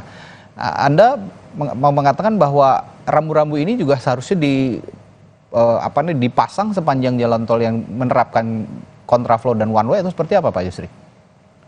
Iya, ini tentu memerlukan energi bagi pemerintah dalam untuk menyediakan rambu-rambu yang dua arah ya, khususnya di jalur A ya yang digunakan kontraflow ataupun one way nantinya.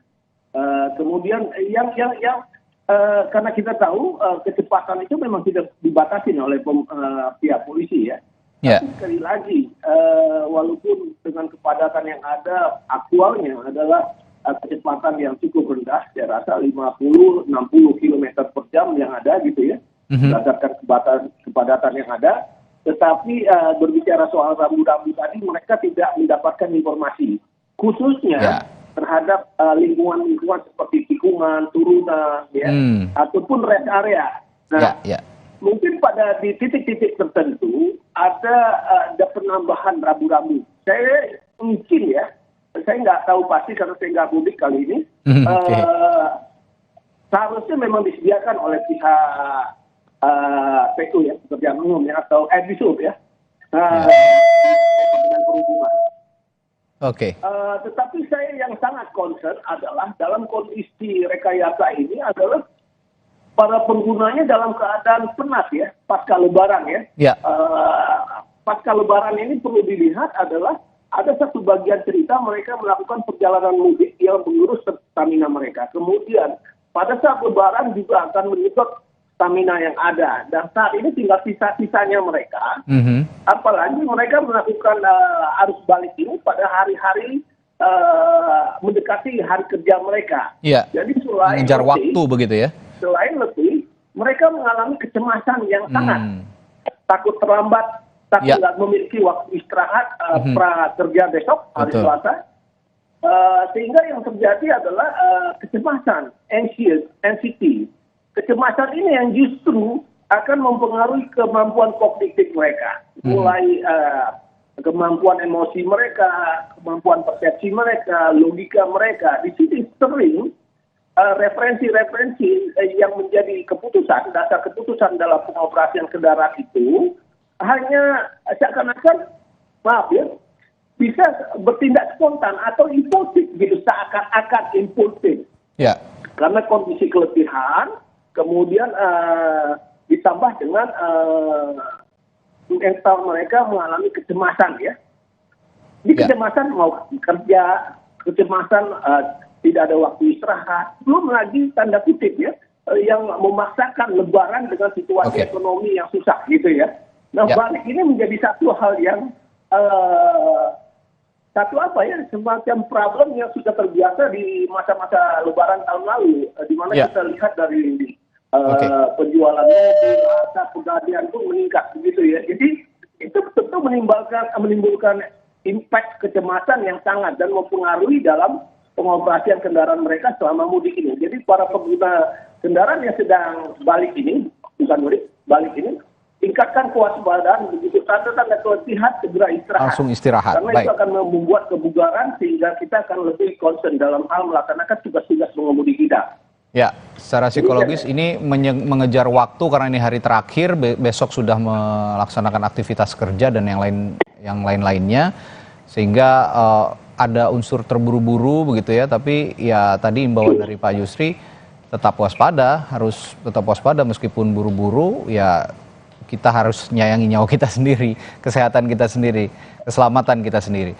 Nah, saya nanti akan bahas juga bersama Pak Yusri setelah jeda bagaimana kita melihat psikologis pengendara kendaraan yang mudik pada saat arus mudik kali ini.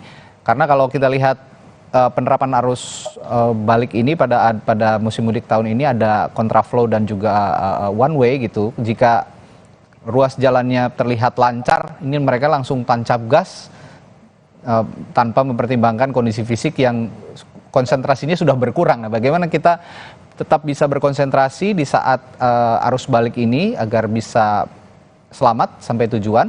Kita akan bahas di Breaking News Kompas TV bersama Pak Yusri sesaat lagi. Tetaplah bersama kami.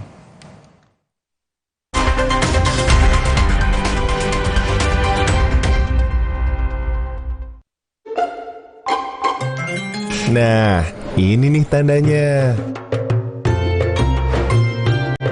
Tandanya saling memaafkan. Tandanya tuntas sudah kewajiban.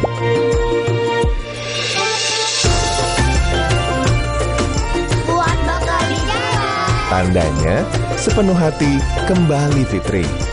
Bank BJB, tanda mata untuk negeri. Kenapa aku pilih Le Mineral? Soalnya cuma ini nih yang masih ada segelnya. Debu jadi nggak akan masuk di sela-sela tutup botolnya. Benar, Le Mineral disegel secara khusus sehingga terjamin kebersihannya. Le Mineral.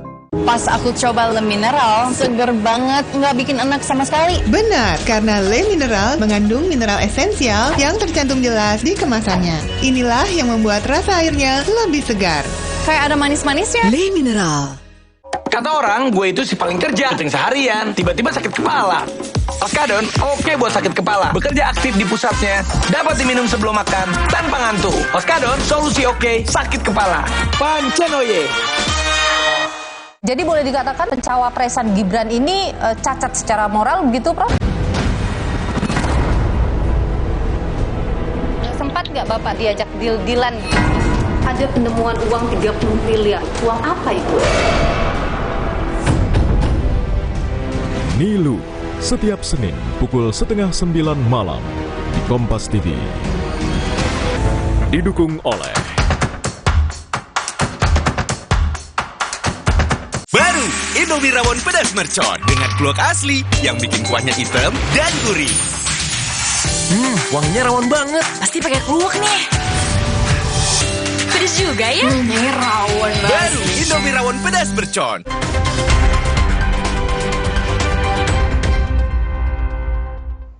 Kembali di Breaking News Kompas TV, Saudara. Peningkatan arus balik di ruas arteri Pantura Subang mulai terjadi Senin pagi. Iring-iringan pemudik balik yang didominasi pemotor dari Cirebon menuju Jakarta ramai melintas di Patok Besi, Subang, Jawa Barat. Mulai beraktivitasnya warga lokal di pagi hari membuat laju kendaraan. Pengendara harus diperlambat di titik putaran arah. Meski belum ada lonjakan signifikan, arus balik di jalur Pantura Subang terpantau mengalami peningkatan pada Senin pagi dibandingkan dini hari. Iring-iringan pemudik balik dari arah Cirebon menuju Jakarta masih didominasi pemotor dan mobil pribadi. Selain itu, sesekali terlihat melintas bus angkutan penumpang dan truk besar. Diprediksi kepadatan arus balik masih akan terjadi hingga Senin malam nanti. Sementara arus dari Jakarta menuju Cirebon masih lengang.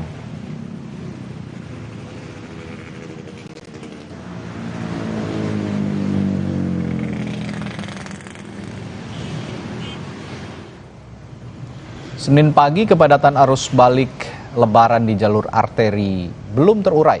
Kepadatan kendaraan pemudik di jalur arteri Karawang menuju arah Jakarta hingga Senin pagi belum terurai dan kepadatan kendaraan pemudik terjadi hampir mencapai 7 km. Tingginya peningkatan jumlah kendaraan pemudik yang akan kembali ke Jakarta yang terjadi sejak Minggu siang hingga Senin pagi ini menyebabkan arus lalu lintas jalur arteri Karawang terus padat. Kepadatan jalur arteri Karawang terjadi mulai dari wilayah Simpang Jomin Cikampek hingga wilayah Jalan Raya Kelari.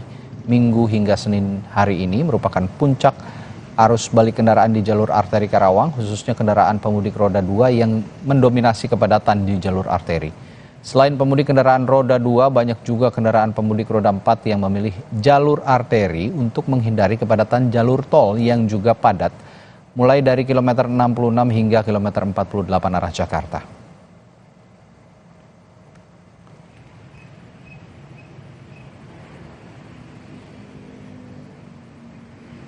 Dan kita pantau bagaimana arus balik lebaran di jalur arteri Karawang, Jawa Barat bersama jurnalis Kompas TV Adi Wahadi, dan di jalan layang tol MBZ ada jurnalis Kompas TV Gracia Adur. Kita ke Adi Wahadi dulu. Adi, pantauannya di Karawang jalur arteri padat. Padahal tadi ada jurnalis Kompas TV yang melaporkan di jalur tol juga sebenarnya tidak terlalu padat begitu. Mengapa mereka memilih jalur arteri dibandingkan jalur tol, Adi? Raditya Putra dan juga saudara, pertimbangan sejumlah masyarakat, khususnya pemudik roda 4 yang beralih ke jalur arteri Karawang menganggap bahwa jalur ini cukup lancar dan hanya terjadi kepadatan di sejumlah titik saja. Namun demikian faktanya saat ini bahkan sejak kemarin kepadatan di jalur arteri ini cukup panjang, terjadi di beberapa titik mulai dari wilayah Cikampek, tepatnya mulai dari kawasan Simpang Jomin, kemudian sepanjang jalur Jalan Ahmad Yani hingga depo Pertamina. Tadi dan juga saudara, pantauan terkini kepadatan yang terjadi di jalur arteri bahkan terjadi ini sejak Minggu siang kemarin, dan hingga saat ini kepadatan yang didominasi oleh kendaraan roda 2 belum juga terurai. Ini disebabkan oleh peningkatan jumlah kendaraan publik yang terus meningkat pada sejak kemarin saat ini hari Senin. Mengingat besok aktivitas dari jumlah aktivitas pekerjaan kantor dan sebagainya sudah aktif, sehingga mau tidak mau arus lalu lintas di jalur arteri ini digunakan pemudik khususnya roda 2 untuk kembali ke Jakarta agar kemudian mereka bisa sampai pada Senin malam atau Senin sore ditargetkan sampai wilayah Jakarta untuk kemudian besoknya bisa beraktivitas. Radi dan juga saudara, sebenarnya ada sejumlah rekayasa lalu lintas yang sudah disiapkan jauh-jauh hari oleh pihak kepolisian dan Satlantas Polres Karawang untuk bisa mengurai kepadatan yang terjadi seperti kemarin hingga hari ini. Jadi pihak kepolisian dari Satlantas Polres Karawang telah menutup seluruh persimpangan menjadi satu lajur seperti di kawasan Simpang Jomin, kemudian Simpang Dawon hingga Simpang Pendey.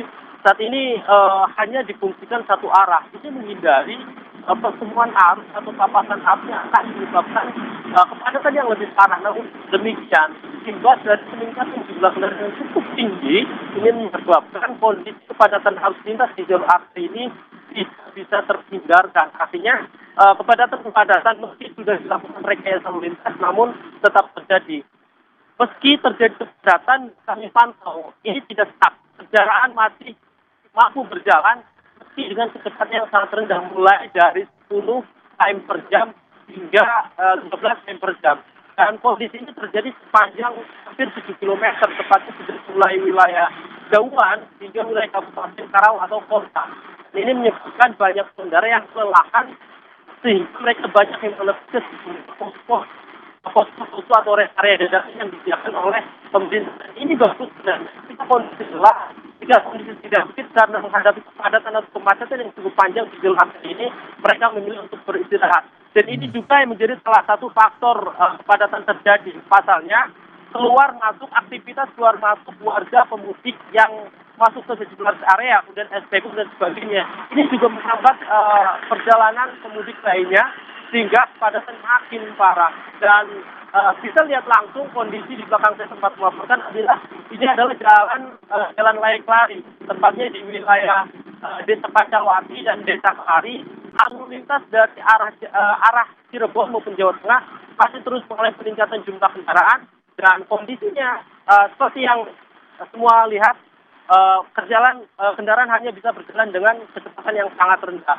Tadi dan juga saudara, selain kendaraan roda 2 yang banyak melintas di lokasi ini, kami lihat banyak juga bus dan bahkan ada sebagian kendaraan berat yang sudah melintas. Dan ini memperparah kondisi kepadatan yang terjadi di jalur arteri Karawang. Namun demikian, sejumlah antisipasi juga sudah ditambah. Polres Karawang menyiapkan urai yang siap datang titik-titik yang berpotensi mengalami stuck atau kemacetan jika kendaraan tidak berjalan. Nah, nantinya tim ini akan ditempatkan di sejumlah titik, kemudian bisa membantu penguraian arus lintas di lokasi-lokasi tersebut. Ya, sepertinya ini juga ditambah bahwa hari ini sebagian warga di wilayah Karawang juga sudah mulai beraktivitas lokal begitu ya. Jadi ada yang sudah mulai bekerja, beberapa warga, sehingga kepadatan masih saja terjadi di jalur arteri Karawang yang seperti dilaporkan Adi Wahadi di Jalan Raya Kelari. Baik, terima kasih Adi Wahadi. Kita akan pantau lagi nanti dari sana perkembangannya arus balik di jalur arteri Karawang. Dan setelah dari jalur arteri, bagaimana arus balik di gerbang tol MBZ Jawa Barat? Ada jurnalis Kompas TV Gracia Adur di sana. Gracia, sepertinya ada terjadi kemacetan di belakang Anda. Bisa Anda jelaskan mengapa ada kemacetan yang terjadi di sana? Ya baik Radi dan juga saudara, kemacetan yang terjadi ini justru diakibatkan karena rekayasa arus lalu lintas kontraflow. Juru kamera saya Julian Fernando akan menunjukkan kepada Anda. Nah Radi dan juga saudara, sebelumnya saya melaporkan di sisi arus menuju ke tanjakan tol layang MBZ mengarah ke Jakarta. Nah kalau yang Anda lihat di jalur paling kanan yang menuju ke arah tanjakan tol layang MBZ ini justru tidak nampak adanya kemacetan arus lalu lintas. Bahkan laju kecepatan pengendara ini adalah 60 hingga 80 km per jam. Arus lalu lintas ramai dan juga lancar.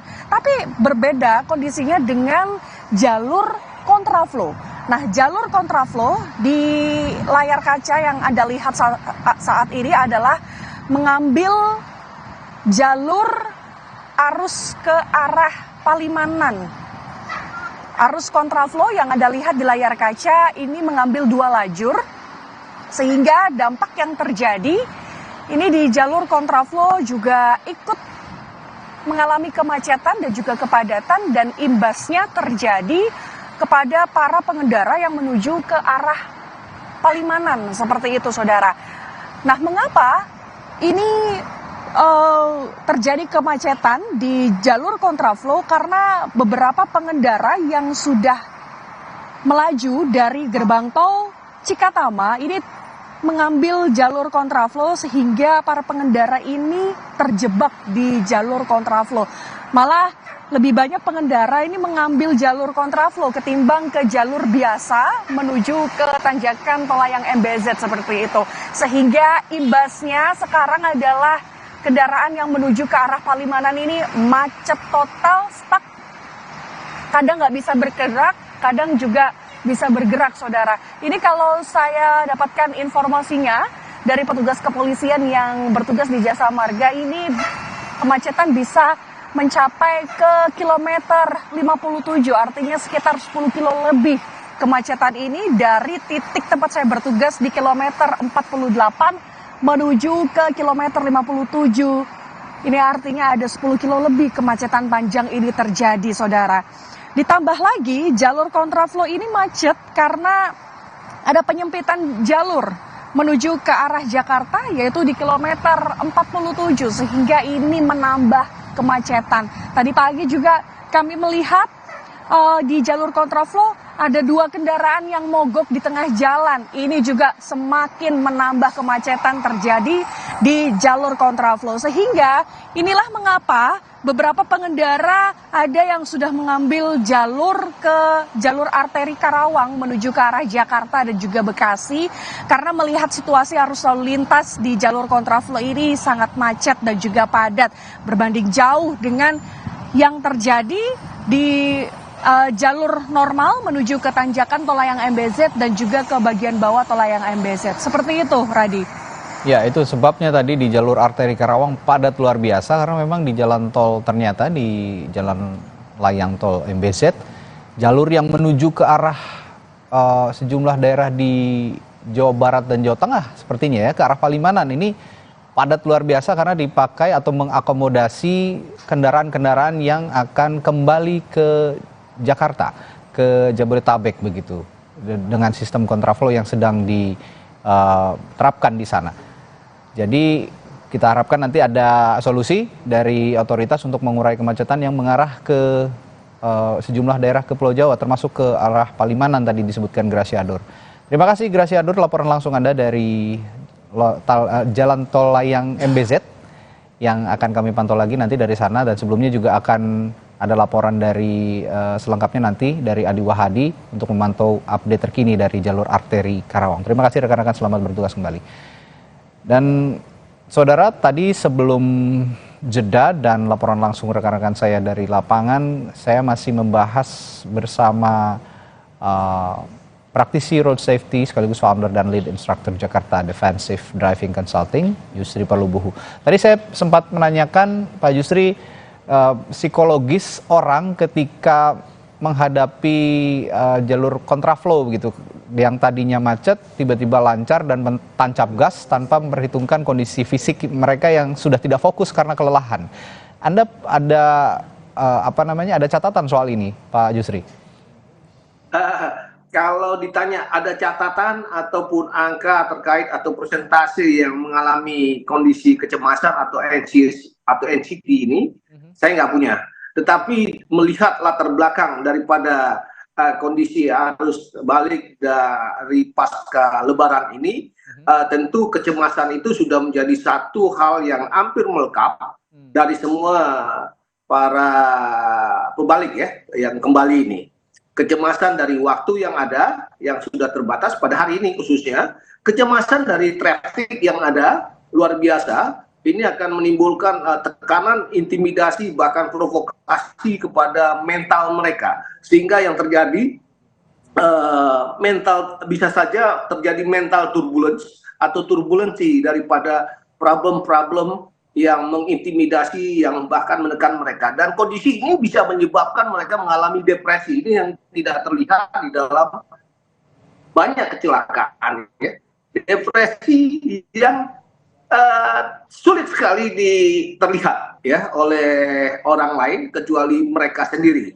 Di mana kecemasan tadi membuat depresi, kadang-kadang akhirnya timbullah friksi-friksi yang tidak diinginkan ataupun kesalahan-kesalahan dalam pengambilan keputusan dalam aktivitas mengemudi itu sendiri. Kita tahu aktivitas mengemudi adalah pekerjaan multitasking yang memerlukan kebugaran dan konsentrasi yang tinggi, begitu. Demikian Bang Radit. Ya, Pak Yusri, kalau melihat psikologis pengendara kembali lagi karena ini jadi catatan betapa bahayanya juga ketika kontraflow ini tidak diatur dengan baik begitu, tanpa ada tadi yang Anda sebutkan rambu-rambu yang jelas begitu ya. Kalau Anda lihat psikologis pengendara menghadapi kontraflow, kalau kita lihat tadi laporan langsung rekan saya di jalur MBZ ini tampaknya sedang diberlakukan kontraflow dan lancar begitu ya. Di sisi lain ini macet begitu. Ketika ada psikologis melihat ada kemacetan dan yang satu sisi lancar begitu, ini psikologisnya akan saya bilang tadi tancap gas untuk cepat-cepat kembali ke tempat asal gitu. Dan ini potensi kecelakaan tetap saja bisa terjadi. Ada kiat ataupun tips begitu agar pengendara ini tetap menjaga kehati-hatian saat berkendara dalam menghadapi jalur kontraflow, Pak Yusri? Baik, betul Mas Adi. Mas Radi, saya setuju ya, setuju dengan apa yang Anda sampaikan tadi yang mempengaruhi psikis mereka di dalam hal mengendarai kendaraan pada situasi macet tadi. Tapi yang saya perlu garis bawahi, rekayasa lalu lintas yang sudah ada ini tepat. Okay. Permasalahannya adalah para pengguna rekayasa ini yang harusnya memiliki awareness, kesadaran tinggi akan situasi yang akan mereka alami. Yeah. Oleh karena itu, kita berbicara pra balik ini, mereka harus memiliki manajemen perjalanan, termasuk bukan hanya pengemudi saja, tetapi kesiapan para penumpangnya. Okay. Karena bisa saja situasi kemacetan tadi akan mengintimidasi si pengemudi yang berasal dari para penumpang yang menekankan, wah ini macet, ini nangis, belum lansia, belum anak-anak balita lagi ya. Betul. Ini menekan mereka dan akhirnya mereka mengalami tekanan yang luar biasa tanpa disadari oleh orang lain. Okay. Kita bisa melihat impact kepada pengemudi itu adalah ketika si pengemudi juga mulai tidak sabar, mengeluh, ataupun gampang terpancing emosinya ketika ada situasi yang tidak diharapkan terjadi di sekitar kendaraan mereka yang dilakukan oleh orang lain ya. Yang harusnya yang mereka lakukan adalah kesiapan mental. Mereka tenang saja, cool down. Mereka harus ikhlas dalam situasi ini. Mereka harus nyaman, memutar musik dan lain-lain, makan makanan kecil. Mereka harus relax karena kondisi lingkungan tadi, ambience tadi ini akan memberikan kontribusi kepada si pengemudi untuk mengambil keputusan-keputusan tepat dalam menyikapi situasi yang ada. Dan ini yang tadi disepakati oleh Mas Radik tadi, ini akan membuat mereka tertekan. Dan kalau tertekan, satu-satunya adalah kita harus membuat situasinya yang nyaman. Kembali lagi, para penumpang juga harus diberikan kesadaran hal ini, membuat si pengemudi tenang. Kalau tidak, si pengemudi akan gampang sekali hilang kendali dalam menghadapi situasi ini. Ya, jadi yang penting conscious, fokus, dan tetap sober gitu ya, meskipun menghadapi kemacetan, dan tadi psikologisnya kalau lancar langsung tancap gas gitu. Nanti setelah jeda saya juga akan menanyakan, atau nanti akan dilanjutkan oleh rekan saya, soal potensi kecelakaan. Kalau Polri tadi mengatakan datanya di arus mudik kali ini ada 1.848 kecelakaan lalu lintas. Ini jumlahnya cenderung menurun gitu Pak Yusri, tapi kualitasnya sepertinya bertambah, kualitas kecelakaan. Dalam arti jumlah korban meninggalnya juga banyak, begitu, jumlah korban luka berat juga cukup banyak. Nah ini bobotnya sepertinya bobot kecelakaannya malah yang meningkat, meskipun tingkat kecelakaan atau jumlah kecelakaannya turun. Nah bagaimana Pak Yusri melihat hal ini, nanti akan dibahas bersama rekan saya Adisti Larasati di Breaking News Kompas TV. Tetaplah bersama kami.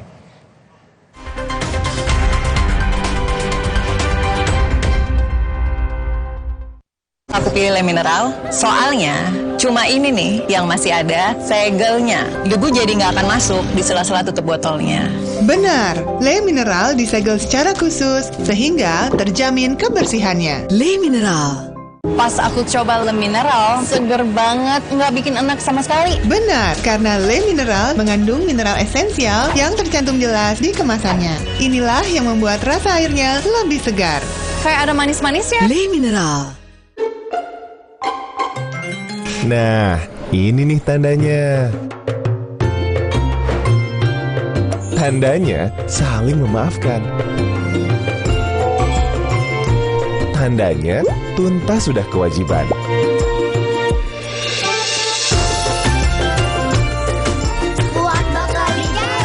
Tandanya sepenuh hati kembali fitri. Bank BJB, tanda mata untuk negeri. Coloring, hair drying, terkena polusi sering-sering. Rolling, creating, styling. Rambut tetap sehat, diapain aja dengan Mustika Ratu Sampo Bayam. Dilengkapi e-Bion Technology, 12 kali meningkatkan efektivitas bahan aktif alami. Rambut lebih sehat, kuat sejak pemakaian pertama.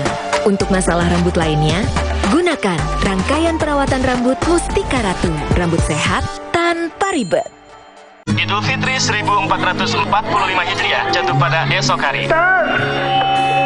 Selalu ada cara untuk berbagi kebaikan.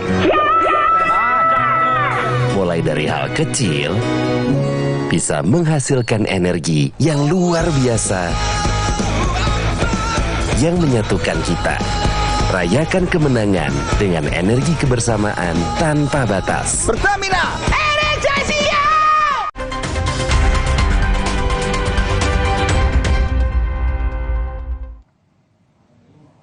Terima kasih Anda masih bersama kami dalam Breaking News Kompas TV. Saudara, saya Adisti Larasati dan melanjutkan dialog kita tadi bersama dengan praktisi road safety sekaligus founder dan lead instructor Jakarta Defensive Driving Consulting, ada Pak Yusri Pulubuhu. Pak Yusri, melanjutkan perbincangan sebelumnya bersama Radi Saputro. Pak Yusri, jadi sebenarnya untuk di masa arus mudik dan juga arus balik ini kan kalau kita melihat ada datanya ada 1.800 ya soal angka kecelakaan lalu lintas di seluruh wilayah Indonesia. Nah, dari sisi psikologi tadi penjelasannya seperti apa, Pak? Yang bisa mempengaruhi kecelakaan lalu lintas terutama di arus mudik dan arus balik ini? Data dari beberapa hari lalu, 2-3 hari lalu, memang kita lihat terjadi penurunan jumlah kecelakaan, tetapi tingkat keparahan atau jumlah korban luka berat dan kematian itu naik. Nah, tadi ada pertanyaan bagaimana hal itu terjadi? Itu bisa saja terjadi, di mana dengan itu menunjukkan bahwasanya rekayasa atau pengaturan lalu lintas sudah cukup baik. Namun kesadaran pengemudi dalam hal ini mereka mungkin kurang, termasuk masalah-masalah fatigue. Masalah-masalah fatigue mungkin dipahami adalah tanda-tanda keletihan fisik saja. Padahal keletihan fisik memang menjadi satu hal yang melekat di dalam perjalanan panjang atau perjalanan balik ini ya, di mana mereka sudah melalui satu kondisi perjalanan mudik, kemudian melakukan perayaan hari Lebaran yang luar biasa, dan balik. Dan ini tentu menyedot stamina mereka. Kalau fisik memang terlihat, tetapi masalah non-fisik ini yang tidak terlihat. Dengan situasi cerita tadi ada 3 tahapan, mudik, kemudian Lebaran, kemudian balik.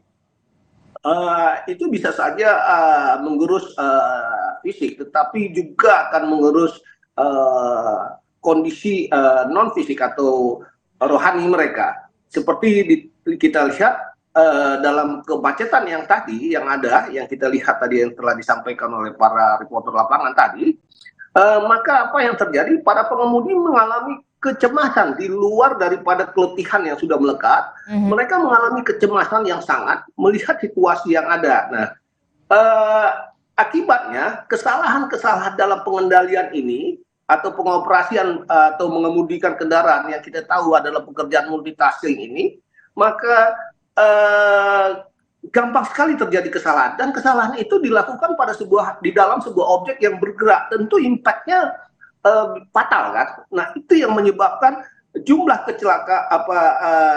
kecelakaan menurun, tetapi angka atau tingkat keparahan tinggi karena tadi impact bergerak. Dan kita lihat data yang kecelakaan tadi ataupun dari korban luka berat atau korban meninggal, ternyata dari data yang ada yang terjadi itu lebih dari 70% melibatkan pengendara atau moda roda 2 gitu Mbak. Jadi bukan terjadi di tol ya, justru terjadi di non tol, yaitu yang melibatkan pengendara moda 2. Jadi sekitar 73-75% melibatkan pengendara. Dan juga 2 kendaraan di Jakarta Cikampek pada beberapa hari sebelum Idul Fitri. Ini kan KNKT mengungkap bahwa penyebab kecelakaan ini karena diduga sopir Grand Max ini bekerja melebihi waktu, bahkan 4 kali bolak-balik begitu ya, dari Jakarta kemudian Ciamis sampai 4 kali karena melebihi waktu, overtime begitu. Inikah kemudian apa yang evaluasi semacam apa yang harus dilakukan oleh pemerintah khususnya bagi para pengemudi kendaraan umum begitu? Kalau misalkan kita berbicara soal dengan kendaraan pribadi, sudah pasti biasanya yang mengemudi ini kan punya kesiapan istirahat yang cukup dan seperti itu. Tapi bagaimana dengan pengendara untuk kendaraan umum, Pak Yusri? Baik, pemerintah sudah membuat satu undang-undang ya di dalam Undang-Undang 2009, di mana itu diberlakukan untuk pengemudi angkutan barang dan angkutan penumpang. Di situ disebutkan jam kerja, kemudian disebutkan waktu istirahat. Betul. Ya, nah memang breakdownnya yang harus dieksplorasi lagi daripada pasal-pasal tersebut. Jadi pemerintah sudah menyediakan. Namun kembali lagi kita tidak bisa bergantung kepada pemerintah, tetapi bagaimana kesadaran masyarakat atau stakeholders di dalam mengimplementasi atau mengaplikasikan undang-undang tersebut. Karena begini, mohon maaf, kesadaran tentang keselamatan belum menjadi kebutuhan hidup kita, belum menjadi lifestyle kita, sehingga orang-orang atau stakeholder sebagai stakeholder menganggap itu peraturan saja, dan peraturan itu ketika ada petugas, ketika ada polisi atau perhubungan. Sementara hal ini akan berbeda di negara-negara maju yang awareness atau kesadaran keselamatan mereka sudah begitu tinggi, sehingga kita bisa melihat yang namanya petugas di jalan itu tidak ada, karena mereka tahu bahwasanya ketertiban dengan aturan yang ada itu adalah pangkal kenyamanan dan pangkal keselamatan. Sementara kita harus menempatkan para petugas di tiap titik.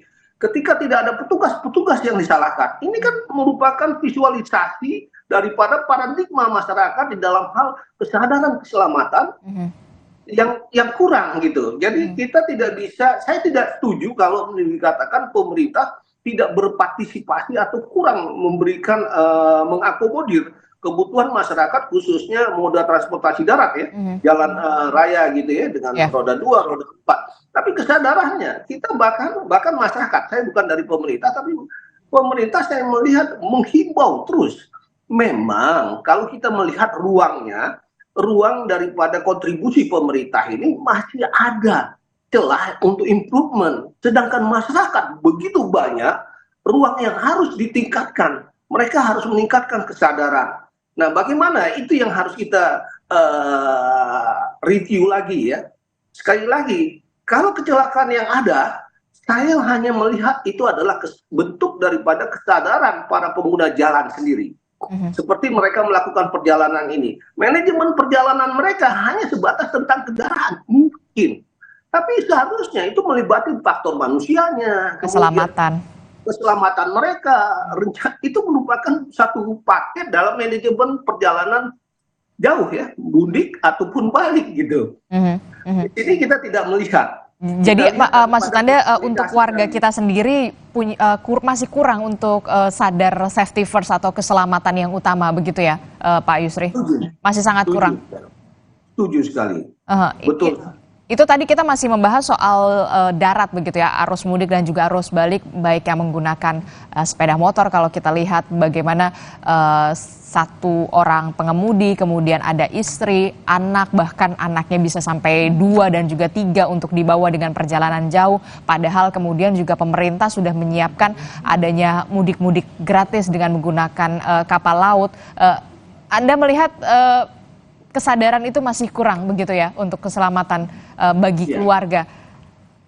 Setuju sekali. Jadi kalau kita bilang porsinya masyarakat pengguna transportasi moda darat ini ruangnya untuk improvement itu besar sekali dibandingkan pemerintah. Bukan artinya pemerintah tidak ada ruang untuk perbaikan. Mereka belum ideal pemerintah ya, belum ideal, masih banyak.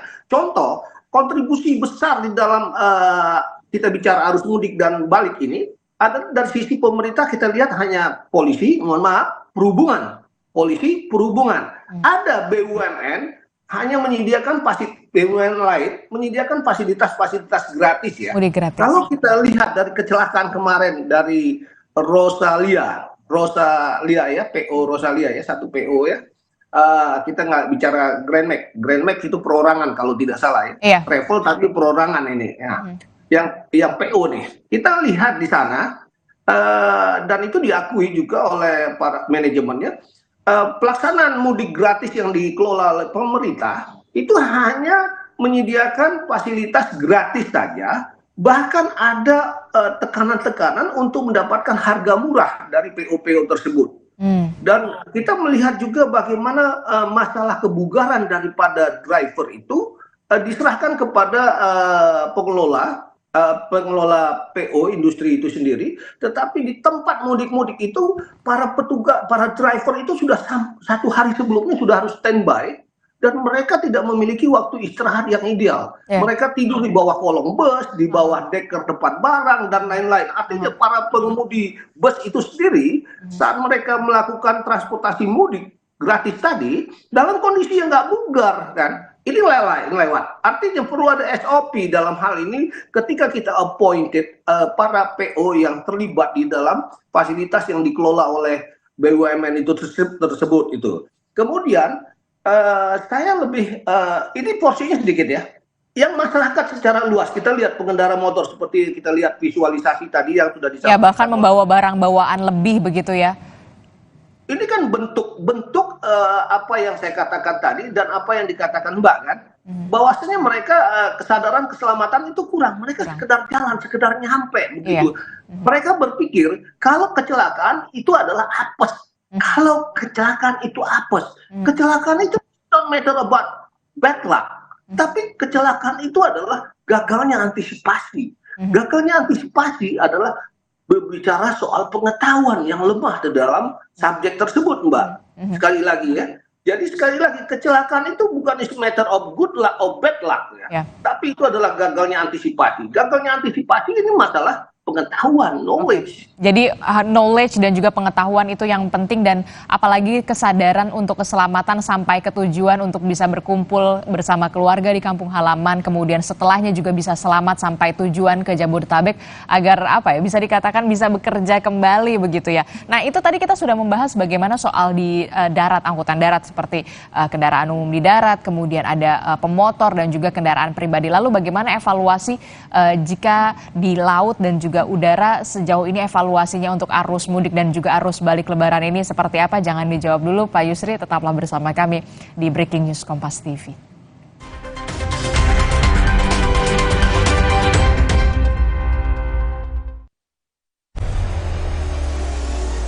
Mencari tahu, mendengarkan lebih utuh dan mendalam, mempertanyakan rasa keadilan.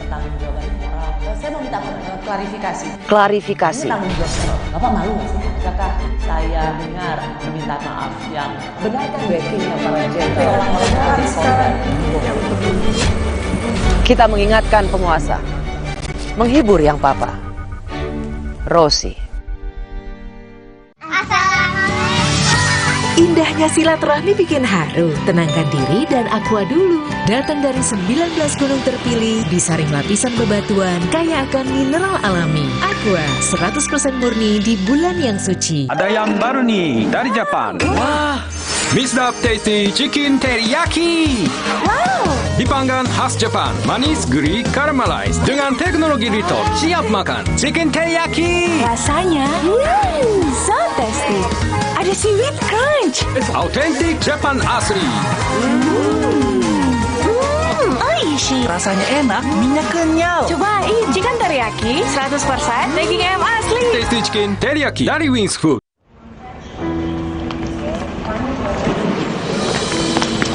Mendadak mudik pas lebaran sampai keringetan. Aqua dulu. Indahnya silaturahmi bikin haru. Tenangkan diri dan aqua dulu. Datang dari 19 gunung terpilih, disaring lapisan bebatuan, kaya akan mineral alami. Aqua, 100% murni di bulan yang suci. Ramadan ini gue bersyukur. Bersyukur untuk kebersamaan, manis kemenangan. Pasti kita dapat. Bersyukur Top Coffee selalu hadir menemani kita dari Wings Food. Ibu memang selalu ingin yang terbaik buat aku.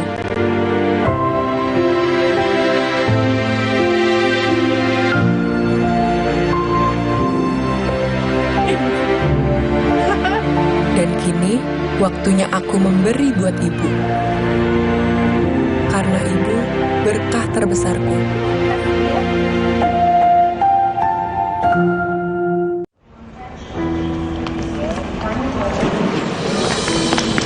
Mendadak mudik pas lebaran sampai keringetan. Aqua dulu. Indahnya silaturahmi bikin haru. Tenangkan diri dan aqua dulu. Datang dari 19 gunung terpilih, disaring lapisan bebatuan, kaya akan mineral alami. Aqua, 100% murni di bulan yang suci.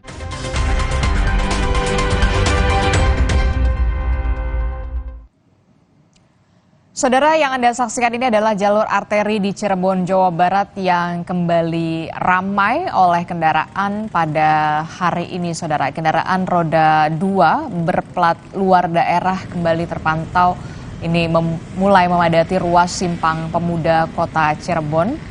Dan mereka ini kembali bergerak setelah sempat beristirahat di tengah perjalanan dari kampung halaman mereka masing-masing. Dan diprediksi, Saudara, kepadatan kendaraan pemudik yang ke Jakarta akan kembali padat Senin siang hingga malam hari nanti. Sejumlah kendaraan roda 2 terpantau ini padat merayap melintasi Simpang Pemuda, Kecamatan Kesambi, Kota Cirebon. Persimpangan yang menjadi titik utama pemantauan arus mudik dan balik ini tampak bersiap. Sejumlah petugas gabungan, TNI, Polri, Dinas Perhubungan, Satpol PP, dan juga petugas lainnya ini selalu bersiaga untuk melakukan rekayasa arus lalu lintas. Pasalnya, dari total 6 lampu merah besar di jalur Pantura Kota Cirebon, ini ada 2 diantaranya ditutup selama arus mudik dan juga arus balik, sehingga pengaturan arus lalu lintas di Simpang Pemuda menjadi kendali atas tingginya puncak arus balik 2024. Pertemuan 4 arah keluar masuk kota dan Kabupaten Cirebon ini menjadi pusat perhatian saat arus mudik dan balik.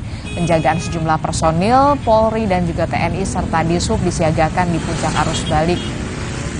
Dan para pemudik mayoritas ini kembali ke Jakarta bersama dengan keluarga dan sanak saudara mereka. Kita pantau bagaimana situasi arus lalu lintas dan juga di masa arus balik di jalur arteri Cirebon bersama dengan jurnalis Kompas TV sudah ada Muhammad Syahri Romdon di sana. Syahri, selamat pagi. Syahri, kalau kita lihat semalam ini sempat padat, lalu bagaimana di pagi hingga siang dan prediksinya sore hingga malam? Ini kan cuti bersama hari terakhir ya sebelum besok akan kembali bekerja dan juga bersekolah. Ya betul, Adisti di studio dan juga saudara, selamat pagi menjelang siang. Saat ini memang kepadatan kendaraan yang kembali ke ibu kota Jakarta tampaknya kembali meningkat sejak pukul 9 tadi atau beberapa menit yang lalu. Karena kami berada di lokasi sejak sekitar 5 sampai pukul 6 atau 7 pagi tadi justru cenderung menurun. Artinya tidak terjadi kepadatan yang seperti tampak di layar kaca Adisti dan juga saudara di belakang saya ini. Saya saat ini berada di sekitar 500 atau kurang lebih 1 kilometer menjelang Simpang Pemuda, di mana artinya kepadatan yang terjadi pada saat ini itu cukup memanjang dibanding pada pagi tadi. Dan seperti pola-pola yang kita pelajari bersama dan juga catatan dari pihak kepolisian yang menggelar rapat pada malam tadi, bahwa antisipasi yang diberlakukan oleh kepolisian terhitung sekitar pukul 9.00 sampai bahkan meningkat di sekitar pukul 18.00 dan kembali ditingkatkan pada sekitar 18.00 sore nanti. Artinya pada jam-jam tertentu para petugas harus siaga di lokasi untuk memperlancar kendaraan para pemudik. Seperti yang terjadi kemarin, kami menyaksikan sendiri proses rekayasa arus lalu lintas di titik ini itu berlangsung selama hampir 3 jam. Kami pun ikut melakukan pemantauan dan membantu proses pelancaran kendaraan para pemudik dengan menonaktifkan traffic light. Jadi tidak diberlakukan pengaturan di titik ini. Sementara polisi turun di 4 titik itu dan juga menutup lajur-lajur yang memotongnya baik dari arah kota Cirebon menuju kabupaten, begitupun sebaliknya. Tidak hanya itu, Adisti, beberapa kepadatan yang terjadi di balik layar saya ini adalah dominasinya kendaraan roda 2. Mereka memiliki pola-pola perjalanan yang kembali ke ibu kota Jakarta. Bila diperkirakan mereka berasal dari arah Jawa Tengah ataupun Jawa Timur, mereka akan tiba di sekitar kota dan kabupaten Cirebon di Pantura ini sekitar pukul 4 pagi. Dan mereka memilih untuk istirahat sejenak, menghilangkan kantuk yang berat dan juga badan yang sangat lelah dan letih. Sehingga akhirnya mereka kembali melanjutkan perjalanan dari titik kota Cirebon atau kabupaten Cirebon sepanjang Pantura ini untuk melanjutkan ke Jakarta pada sekitar pukul 7 pagi. Buktinya, pada sekitar 8 sampai 9 kendaraan kembali meningkat. Himbauan dari kami yang berada di sekitar Pantura, pada hari ini tampaknya kondisi cuaca cukup berawan dan bahkan sempat mendung tadi. Beberapa titik kota dan kabupaten Cirebon diguyur hujan. Artinya para pemudik yang hendak kembali ke ibu kota Jakarta, utamanya teman-teman yang menggunakan kendaraan roda 2, itu harus perlu diwaspadai apabila terjadi hujan deras. Jangan sampai kecepatan yang sangat tinggi mengakibatkan ban tergelincir dan menyebabkan kecelakaan yang tidak kita inginkan bersama. Selain itu juga perlu diwaspadai beberapa titik pasar tumpah. Mengingat memang hari ini adalah hari terakhir cuti bersama dan pemerintah memberikan kesempatan hari ini untuk kepada para pemudik kembali ke ibu kota Jakarta. Sehingga akhirnya berdasarkan rapat koordinasi, hampir bisa diprediksi hari ini menjadi puncak arus balik. Berdasarkan data dari Dinas Perhubungan, malam tadi saja sepanjang 24 jam, itu hampir 100.000 kendaraan melaju ke ibu kota Jakarta. Data hampir sebanding bila dibandingkan dengan sebelum 1 atau 2 hari menjelang Idul Fitri kemarin. Artinya bisa jadi hari ini diprediksi lebih dari 100.000 kendaraan yang merupakan puncak arus balik di jalur utama Pantura, Kota dan Kabupaten Cirebon. Adisti. Oke, itu artinya bisa dikatakan kepadatan arus lalu lintas di Simpang Pemuda Kesambi Cirebon ini padat sekali, utamanya hari ini di jam 9 sampai jam 6 sore nanti. Terima kasih informasinya, jurnalis Kompas TV Muhammad Syahri Romdon melaporkan langsung dari Cirebon, Jawa Barat.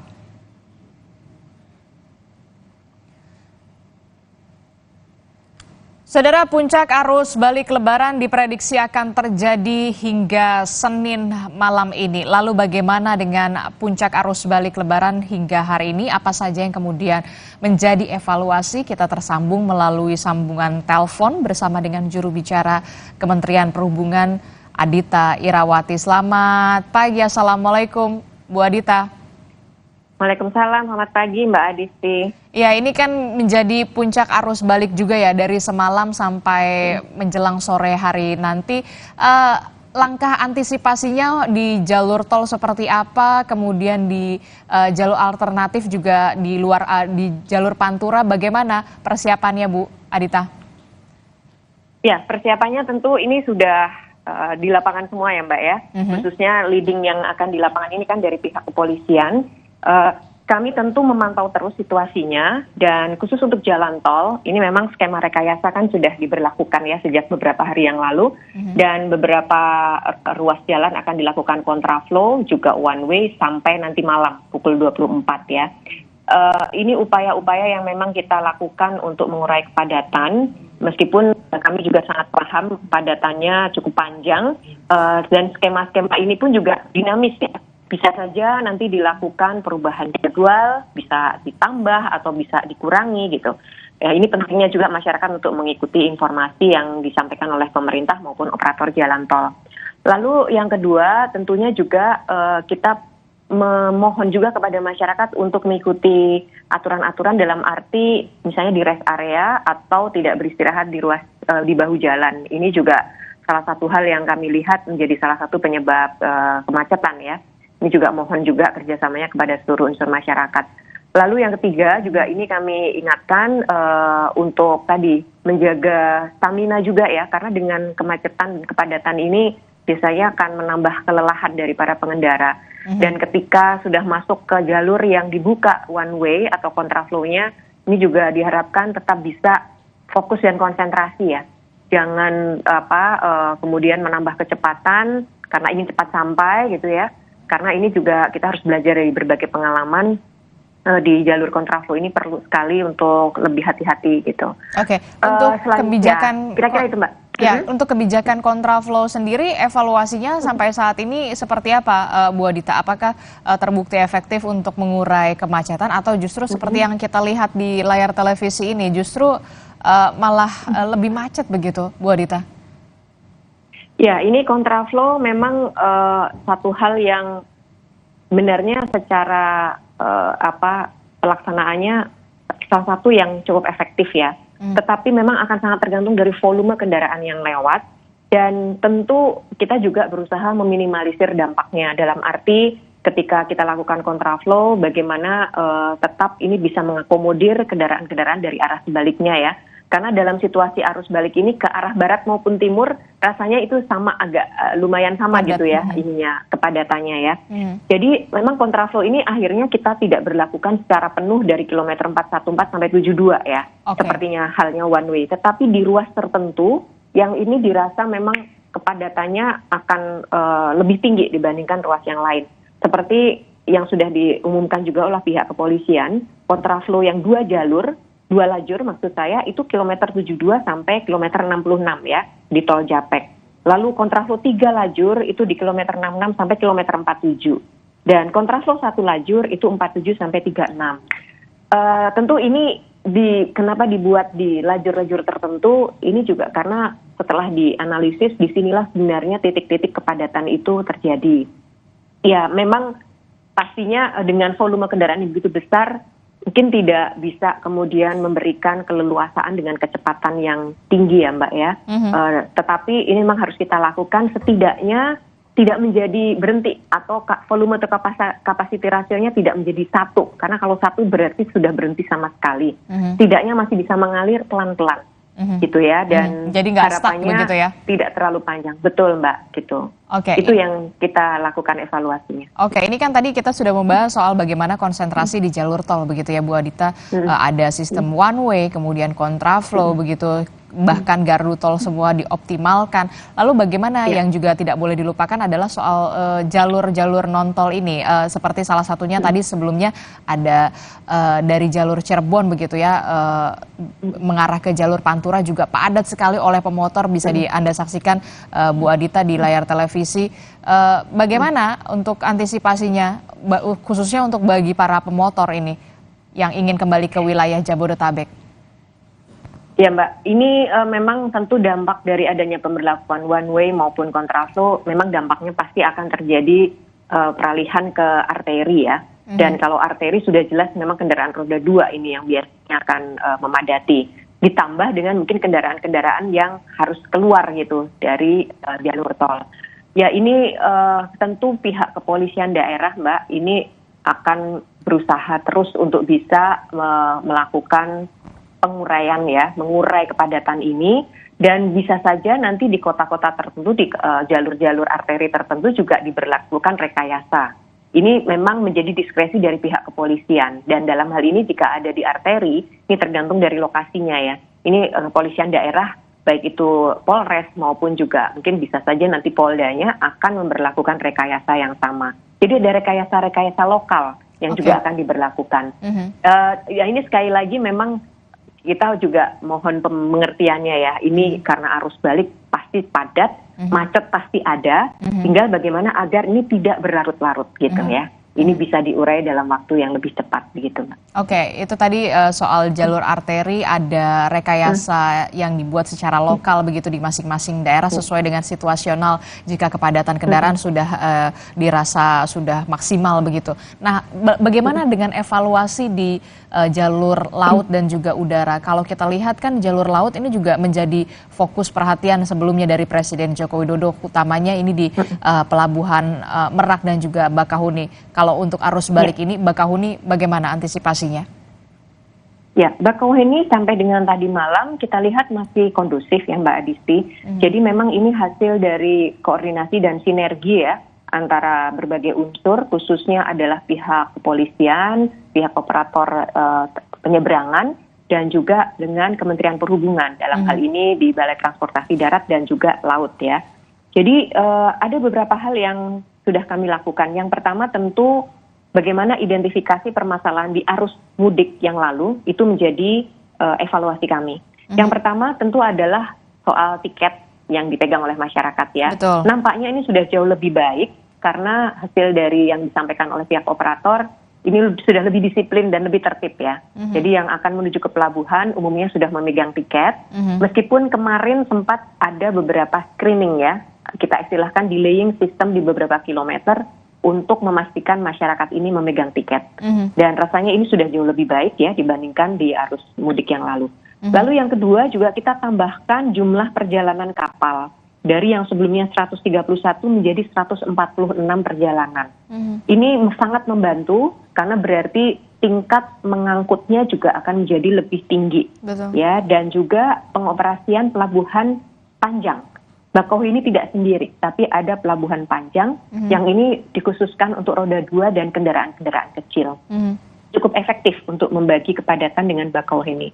Di samping juga kita keluarkan surat perintah berlayar itu lebih cepat Mbak ya. Jadi ini juga salah satu yang kami evaluasi di Merak kemarin. Rasanya surat perintah berlayarnya mungkin terlalu lama waktunya. Ini sekarang kita upayakan lebih cepat sehingga rotasi kapal juga akan lebih cepat juga. Ada penambahan jadwal penyeberangan tadi Anda sebutkan Mbak Adita dari 130 sekian sekarang menjadi 140. Nah ini kan juga yang menjadi masalah adalah antrean kendaraan ya, bahkan yang ingin masuk ke pelabuhan bahkan sampai mengular Bu Adita sampai ke jalur tol. Ini bagaimana untuk pengaturannya supaya tidak terjadi lagi seperti yang semalam? Iya betul, kalau untuk di Bakauheni sebenarnya jauh lebih kondusif ya, karena tolnya lebih lebar kemudian betul. Juga ada beberapa rest area sebelumnya, dan juga kantong parkirnya juga lebih luas ya. Jadi makanya kami tadi saya sampaikan ada istilahnya delaying system. Delaying system ini adalah titik-titik yang biasanya dekat rest area untuk menahan arus kendaraan jika kendaraan menuju ke pelabuhan Bakauheni itu sudah terlalu padat. Jadi lebih baik kita tahan dulu daripada nanti semua mengular dan masuk ke pelabuhan dan pasti dampaknya akan di jalan tol ya. Nah ini sudah kami berlakukan dan informasi dari Kapolda Lampung ini efektif dan mulai tadi malam sampai dini hari juga sudah lebih baik ya. Tidak ada lagi antrian, kendaraan-kendaraan juga sudah lebih tertib. Dan juga diterima di Banten, di Bakauheni maupun di Pelabuhan Ciwandan juga lancar, dikawal juga oleh pihak kepolisian. Jadi itu tadi Mbak, strategi delaying system itu kita berlakukan memang. Dan ini masyarakat juga nampaknya sudah cukup paham dengan hal ini, jadi tidak banyak yang keberatan untuk ditahan dulu ya di titik-titik tertentu sebelum masuk ke pelabuhan. Gitu. Untuk jalur udara sendiri bagaimana Bu Adita? Apakah lebih tertib dibandingkan dengan jalur darat dan juga ada jalur laut? Ya udara memang agak berbeda ya, karena tentu kan sekali lagi pembelian tiket, jadwal, lokasi keberangkatan semua sudah jelas gitu ya. Memang ada beberapa di hari-hari puncak itu ada beberapa keterlambatan delay. Tetapi ya ada delay, tetapi kami sudah minta kepada semua maskapai untuk memberlakukan ketentuan-ketentuan jika memang ada keterlambatan ya, termasuk bagaimana kompensasinya bagi para penumpang. Lalu yang kedua, secara traffic ini memang perjalanannya sangat tinggi ya dan meningkat hampir 30% dibandingkan tahun lalu. Namun demikian on time performance atau tingkat ketepatan waktu tahun ini cukup baik sebenarnya. Kalau di rata-rata ya Mbak ya, itu sampai kira-kira 70% gitu. Meskipun memang di beberapa hari puncak betul terjadi beberapa keterlambatan, tetapi secara akumulasi semenjak H-7 sampai sekarang tingkat ketepatannya cukup baik, 70% gitu. Nah ini juga tentu menjadi pembelajaran kami ya, meskipun jumlah pesawat itu belum sebesar masa normal sebelum pandemi. Ya dulu sempat 600-an pesawat, sekarang 420 pesawat Mbak, tetapi tingkat penumpang yang diangkut bisa lebih tinggi gitu. Nah ini artinya produktivitas dari tiap pesawat ini juga cukup baik sehingga bisa melayani penumpang di masa puncak ini gitu. Oke, kalau dikatakan bisa lebih tertib begitu ya, memang walaupun memang ada sedikit keterlambatan karena memang trafiknya juga jauh lebih meningkat dibandingkan dengan hari-hari biasanya begitu ya Bu Adita. Bu Adita, terakhir imbauan untuk bagi para pemudik yang ingin kembali ke Jabodetabek karena ini merupakan hari terakhir cuti bersama, tentu saja akan padat sekali. Seperti apa Bu Adita terakhir? Ya, untuk yang menggunakan kendaraan umum atau transportasi umum tentu perhatikan betul ya jadwal-jadwal keberangkatan dan atur juga rencanakan perjalanan menuju ke akses atau simpul transportasinya. Karena kalau padat menuju simpul transportasi ini dikhawatirkan juga akan bisa terlambat ya sampai ke tempat keberangkatan. Jadi betul-betul diperhatikan itu. Kemudian yang mungkin lebih krusial adalah yang menggunakan kendaraan pribadi. Sudah disampaikan juga ya oleh berbagai media, kepadatan sudah dimulai beberapa hari yang lalu. Bukan tidak mungkin hari ini masih terus berlangsung, karena memang kalau untuk pengguna jalan tol Mbak Adisti, informasi dari operator jasa marga, status hari Minggu jam 6 pagi kemarin itu baru 40% yang kembali ke Jakarta ya. Jadi masih ada 60% yang belum kembali, mungkin sekarang sudah lebih tinggi, karena sudah banyak juga yang dari kita lihat dari kepadatan yang terjadi masuk Jakarta bisa jadi sudah lebih tinggi. Namun demikian tetap diantisipasi dengan yang pertama tentu kalau perjalanannya panjang ini masalah kebugaran, masalah stamina dalam melakukan perjalanan ya. Karena berbagai kecelakaan kemarin catatan kami adalah faktor kelelahan. Betul. Jadi jaga betul stamina dan kebugaran dan jangan memaksakan diri. Karena sebenarnya kalau dari soal safety itu 4 jam itu sudah harus istirahat dulu. Mengendarai kendaraan 4 jam harus berhenti dulu sebentar untuk kemudian dilanjutkan lagi agar staminanya tetap terjaga. Lalu kendaraannya juga harus dipastikan adalah kendaraan yang layak juga untuk perjalanan panjang dan mengalami kemacetan. Jadi supaya tidak menimbulkan masalah nanti di jalan. Dan yang terakhir Mbak, ini yang juga tidak kalah penting, sekali lagi ikuti terus informasi yang disampaikan oleh operator jalan tol maupun pihak kepolisian. Karena skema rekayasa tetap akan berlangsung sampai nanti malam, namun dinamikanya bisa saja berubah ya. Bisa ditambah atau bisa kemudian diberhentikan. Ini tergantung dari situasi lapangan. Dan itu informasi akan real time disampaikan oleh operator jalan tol dan kepolisian. Itu Mbak, mungkin pesan dari kami. Dan tentunya harus tetap waspada dan hati-hati ya di jalan. Baik, terima kasih juru bicara Kementerian Perhubungan Ibu Adita Irawati telah bergabung bersama kami melalui sambungan telepon di Breaking News Kompas TV. Terima kasih Bu Adita untuk waktunya, selamat bertugas kembali. Saudara, informasi penting dan juga menarik lainnya soal bagaimana pantauan arus lalu lintas di arus balik, mengingat ini merupakan puncak arus balik di hari terakhir cuti bersama. Dan saudara, kita masih akan memiliki informasi lebih lengkap. Saudara, ada informasi terbaru yang kami dapatkan di pagi hari tadi. Yang Anda saksikan ini adalah peristiwa kecelakaan beruntun yang melibatkan ada 3 kendaraan yang terjadi saat arus balik lebaran di ruas tol Cipali. Tepatnya ini ada di kilometer 79B di sekitar wilayah Campaka, Purwakarta, Jawa Barat. Kecelakaan yang terjadi sekitar pukul 5 pagi tadi, saudara, menyebabkan 1 orang meninggal dunia dan 2 orang lainnya mengalami luka-luka. Dari informasi yang kami dapatkan dari kepolisian, saudara, kecelakaan ini bermula ketika salah satu kendaraan pribadi melaju kencang dari arah Cirebon menabrak mobil minibus travel yang sedang berhenti di bahu jalan untuk mengganti ban. Kemudian bus travel ini terdorong dan menabrak kendaraan pribadi di depannya. Korban meninggal dunia merupakan penumpang dari mobil travel yang sedang berada di luar kendaraan karena mobil sedang mengganti ban, saudara. Posisinya berarti tarik dia. Terlowongnya nih tadi. Terima kasih rekan media. Jadi betul sekali tadi pagi sekira pukul 5 pagi ada kecelakaan beruntun di jalur tol Cipali, jalur Bandung yang mengarah ke arah Jakarta. Kendaraan yang terlibat? 3 kendaraan yang terlibat kecelakaan. Kendaraan pemudik berarti dan ya? Betul sekali. Untuk korban, untuk kronologi kecelakaan seperti apa Dan? Masih dalam penyelidikan. Untuk korbannya? Korban 1 meninggal dunia, 2 luka ringan. Oke. Kemungkinan dugaan sementara apakah pengemudi mengantuk atau seperti apa? Masih kita selidiki. Saudara, pantauan arus lalu lintas dari tol Cikampek dan juga beberapa wilayah lainnya masih akan kami hadirkan di arus balik lebaran di Breaking News Kompas TV. Jadi tetaplah bersama kami, jangan kemana-mana.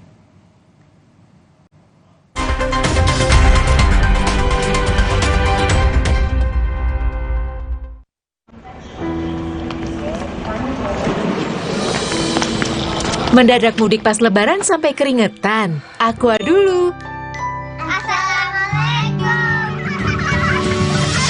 Indahnya silaturahmi bikin haru. Tenangkan diri dan aqua dulu. Datang dari 19 gunung terpilih, disaring lapisan bebatuan, kaya akan mineral alami. Aqua, 100% murni di bulan yang suci. Mau mengiklankan usaha kamu dengan harga terjangkau? Langsung aja ke pasangiklan.com. Pasang iklan segampang upload, bayar, tayang. Ada beragam paket yang bisa kamu pilih di pasangiklan.com. Mulai dari harga Rp50.000 sampai harga Rp1.000.000. Iklan kamu akan tayang di jaringan media milik Kompas Gramedia. Jadi, iklan kamu berpotensi dilihat oleh 270 juta pembaca. Di pasangiklan.com, kamu bisa memilih jenis iklan yang ingin ditayangkan. Kamu bisa memilih iklan untuk ditayangkan di website, Instagram, atau iklan baris di koran Kompas.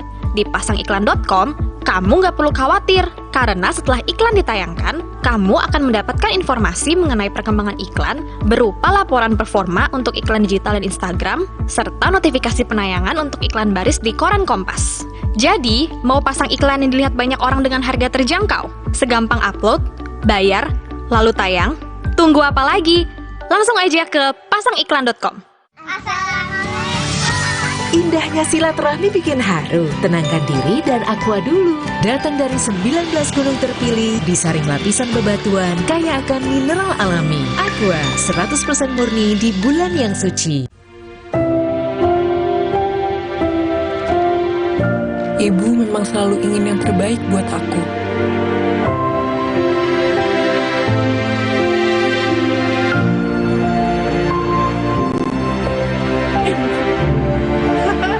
Dan kini, waktunya aku memberi buat ibu. Karena ibu berkah terbesarku.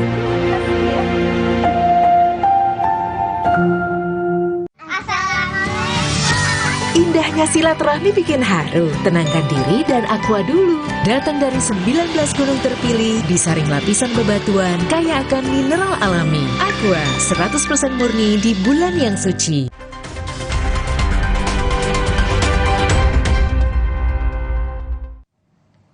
Anda masih menyaksikan Breaking News Kompas TV bersama saya Disti Larasati. Saudara, intensitas kendaraan yang memasuki Pelabuhan Bakahuni pada Senin pagi ini mulai mengalami penurunan setelah sebelumnya pada malam hari ini bisa dikatakan cukup padat. Volume kendaraan yang memasuki Pelabuhan Bakahuni Lampung baik melalui jalan tol Trans Sumatera maupun jalan arteri ini menurun di pagi hari tadi. Antrean kendaraan yang memasuki Pelabuhan Bakahuni masih didominasi kendaraan besar yakni bus dan juga truk.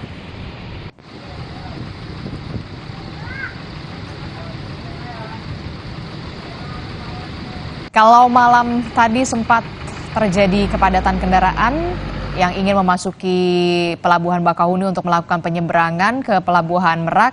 Lalu bagaimana situasinya di pagi hari dan prediksinya hingga sore dan juga malam hari nanti kita akan tanyakan langsung kepada jurnalis Kompas TV. Sudah ada Teguh Khalid Syah di Pelabuhan Bakahuni Lampung. Selamat pagi Teguh. Teguh, kalau semalam ini sempat padat sekali oleh kendaraan. Bagaimana di pagi hari ini? Berarti sudah tidak ada lagi antrean kendaraan seperti malam hari tadi. Dan antisipasinya, prediksinya akan seperti apa nanti menjelang siang, sore hingga malam hari? Ya, Adisti dan juga saudara, saat ini saya sedang berada di loket antrian tambahan yang disediakan oleh SDP. Memang sebelumnya pada pagi tadi sempat terjadi penurunan hingga membuat kondisi di sejumlah dermaga cukup lengang. Namun pada pukul 9 pagi tadi mulai mengalami peningkatan. Saat ini kondisinya para sejumlah kendaraan terus masuk di Pelabuhan Bakauheni dan terus memadati area-area kantong parkir dermaga. Memang tren sendiri, tren peningkatan arus kendaraan yang memasuki Pelabuhan Bakauheni mulai terjadi setiap pukul, seringkali terjadi setiap pukul 10 hingga 2 malam. Hal ini memang lantaran aktivitas para pengendara ini lebih banyak beraktivitas ketika siang dan malam hari, Adisti. Untuk antisipasinya sendiri, pihak polisian juga telah menyiapkan jumlah skema, salah satunya dengan di mana ada 3 kategori, yakni kategori hijau, kuning, dan merah, yang artinya di kategori hijau sendiri nantinya di Pelabuhan Bakauheni sendiri masih terhitung cukup lancar. Namun ketika dilihat sebagai kategori kuning, zona kuning artinya nanti antrean kendaraan yang memasuki Pelabuhan Bakauheni ini telah mencapai keluar pelabuhan hingga 1 km.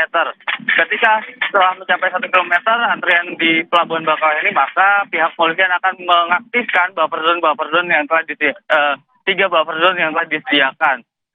Kendaraan-kendaraan yang melalui jalan tol Trans Sumatera dan arteri akan dialihkan terlebih dahulu untuk di screening dan ditunda terlebih dahulu keberangkatannya. Lalu ketika jalur di Pelabuhan Bakauheni menjadi kategori merah, nantinya akan ditambah lagi buffer zone, yakni 5 buffer zone yang akan diaktifkan. Hal ini dinilai memang cukup efektif untuk mengurai kemacetan yang terjadi di Pelabuhan Bakauheni seperti yang terjadi pada tadi malam, Adisti. Oke, itu artinya tren peningkatan kendaraan di Pelabuhan Bakahuni ini biasanya terjadi dari pukul 10 pagi ini sampai nanti malam jam 2 dini hari.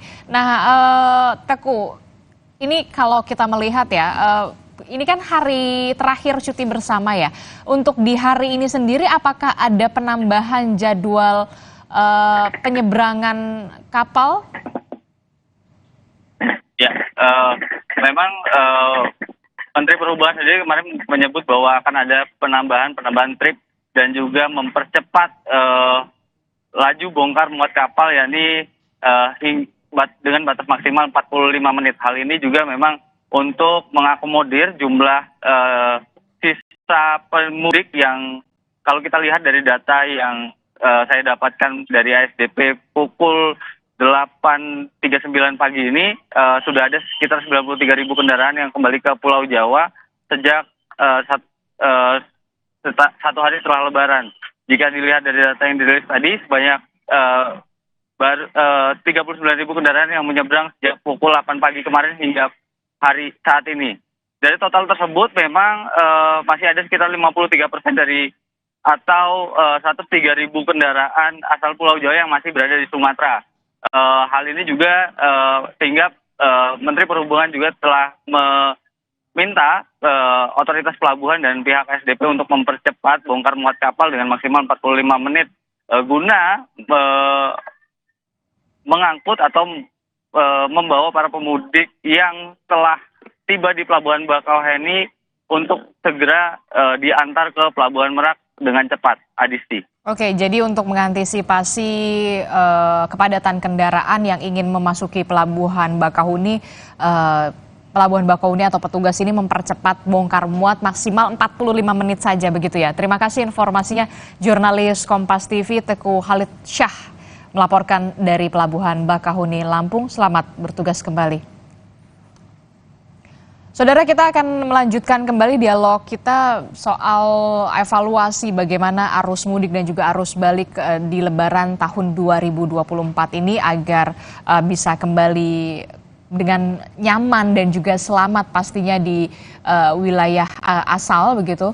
Kita masih bergabung bersama praktisi road safety sekaligus founder dan lead instructor Jakarta Defensive Driving Consulting, ada Pak Yusri. Pak Yusri, terakhir Pak Yusri, Anda melihat di masa arus mudik dan juga arus balik Lebaran ini jika dievaluasi di tahun sebelumnya sudah lebih baikkah, dan apa yang memang seharusnya menjadi fokus agar kecelakaan lalu lintas terutama di jalur darat, laut dan juga udara ini bisa menurun secara drastis di masa arus mudik dan juga arus balik Lebaran ini, Pak Yusri?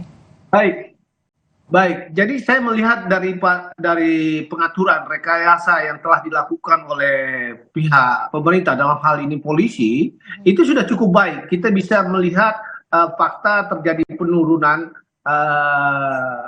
jumlah kecelakaan dibandingkan tahun lalu dan diperkirakan sekitar 15% ya, walaupun kita tahu arus balik belum selesai ya, tetapi kita lihat ada tren penurunan dan ini mengindikasikan rekayasa lalu lintas yang dilakukan pada musim mudik dan balik tahun ini sudah cukup berhasil. Namun perlu dipahami kalau kita melihat Kementerian Perhubungan, tetapi seluruh departemen dan stakeholder termasuk kita sebagai pengguna jalan itu harus memahami secara real bagaimana kita berlalu lintas dengan aman di jalan, bukan hanya sekedar tertib. Karena kita lihat fakta-fakta di jalan akibat kecelakaan tadi banyak melibatkan orang-orang yang tertib. Jadi kita lihat penyebabnya adalah kelalaian daripada orang-orang yang tidak tertib gitu. Jadi bukan soal aturan atau pengaturan manajemen lalu lintasnya sendiri, tetapi di sini jelas menunjukkan kesadaran keselamatan di jalan raya yang dilakukan oleh masyarakat khususnya pengguna masih kurang dan kita harusnya fokus ke sana. Demikian Mbak Aditi. Iya, jadi bisa dikatakan Untuk meningkatkan kesadaran akan keselamatan dari warga ini yang harus ditingkatkan dan juga harus menjadi PR begitu ya yang utama agar angka kecelakaan lalu lintas ini semakin tahun semakin menurun. Terima kasih Pak Yusri. Nanti kita masih akan membahas lagi bagaimana soal arus mudik dan juga arus balik di Lebaran 2024 ini. Jangan kemana-mana saudara, tetaplah bersama kami di Breaking News Kompas TV.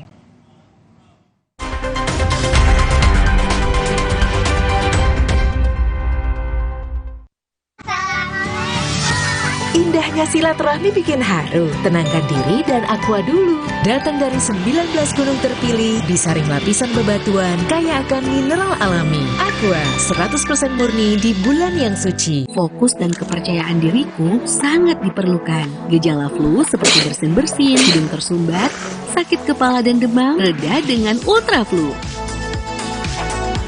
Ultra Flu, flu reda, lega rasanya. Ada yang baru nih dari Jepang. Wah, Misdap Tasty Chicken Teriyaki. Wow. Dipanggang khas Jepang, manis, gurih, caramelized dengan teknologi retort. Siap makan Chicken Teriyaki. Rasanya, so tasty. Ada seaweed crunch. It's authentic Jepang asli. Oishi. Rasanya enak, minyak kenyal. Cobain chicken teriyaki 100% daging ayam asli. Tasty Chicken Teriyaki dari Wings Food.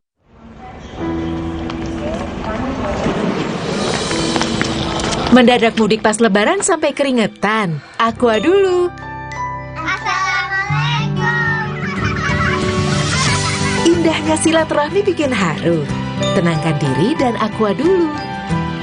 Datang dari 19 gunung terpilih, disaring lapisan bebatuan, kaya akan mineral alami. Aqua, 100% murni di bulan yang suci. Tina udah siap om. Mie sedap soto dulu yuk. Enggak deh om, makasih. Mie sedap soto dengan mie yang kenyal serta koya gurih dan jeruk nipis asli. Soal rasa mie sedap soto, lidah nggak bisa bohong. Rasa soto nomor 1 cuma mie sedap soto. Fokus dan kepercayaan diriku sangat diperlukan. Gejala flu seperti bersin-bersin, hidung tersumbat, sakit kepala dan demam, reda dengan Ultra Flu. Ultra Flu, flu reda, lega rasanya. Indahnya silaturahmi bikin haru. Tenangkan diri dan aqua dulu. Datang dari 19 gunung terpilih, disaring lapisan bebatuan, kaya akan mineral alami. Aqua, 100% murni di bulan yang suci. Laksanya beneran sedap. Cobain. Aromanya bikin ngiler. Minyak tebal, kuah gurihnya sedap banget. Bikin lagi. Puas banget. Baru mie sedap Singapura Spicy Laksa dari Wings Food.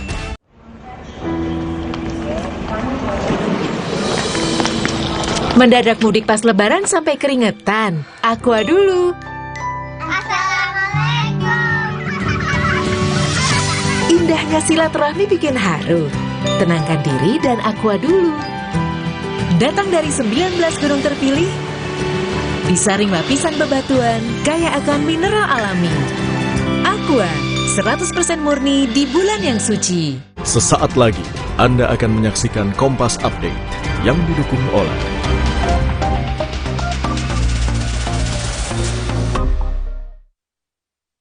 Selamat pagi, Anda menyaksikan Kompas Update. Bersama saya Glory Oyong, presenter Artificial Intelligence. 11 orang tewas dalam insiden penembakan massal di Chicago, Amerika Serikat. Peristiwa tersebut terjadi pada Sabtu malam. Polisi mengatakan 11 orang tewas dalam insiden penembakan massal di Chicago, Amerika Serikat. Salah satu korban adalah anak berusia 8 tahun, sedangkan korban lainnya berusia 19 hingga 40 tahun. Polisi menduga insiden penembakan massal ini terkait kekerasan antar geng di wilayah selatan kota tersebut. Namun polisi masih menyelidiki motif kasus penembakan massal ini. Demikian Kompas Update. Saya Glory Oyong, presenter Artificial Intelligence. Terima kasih. Sampai jumpa. Terima kasih. Anda telah menyaksikan Kompas Update yang didukung oleh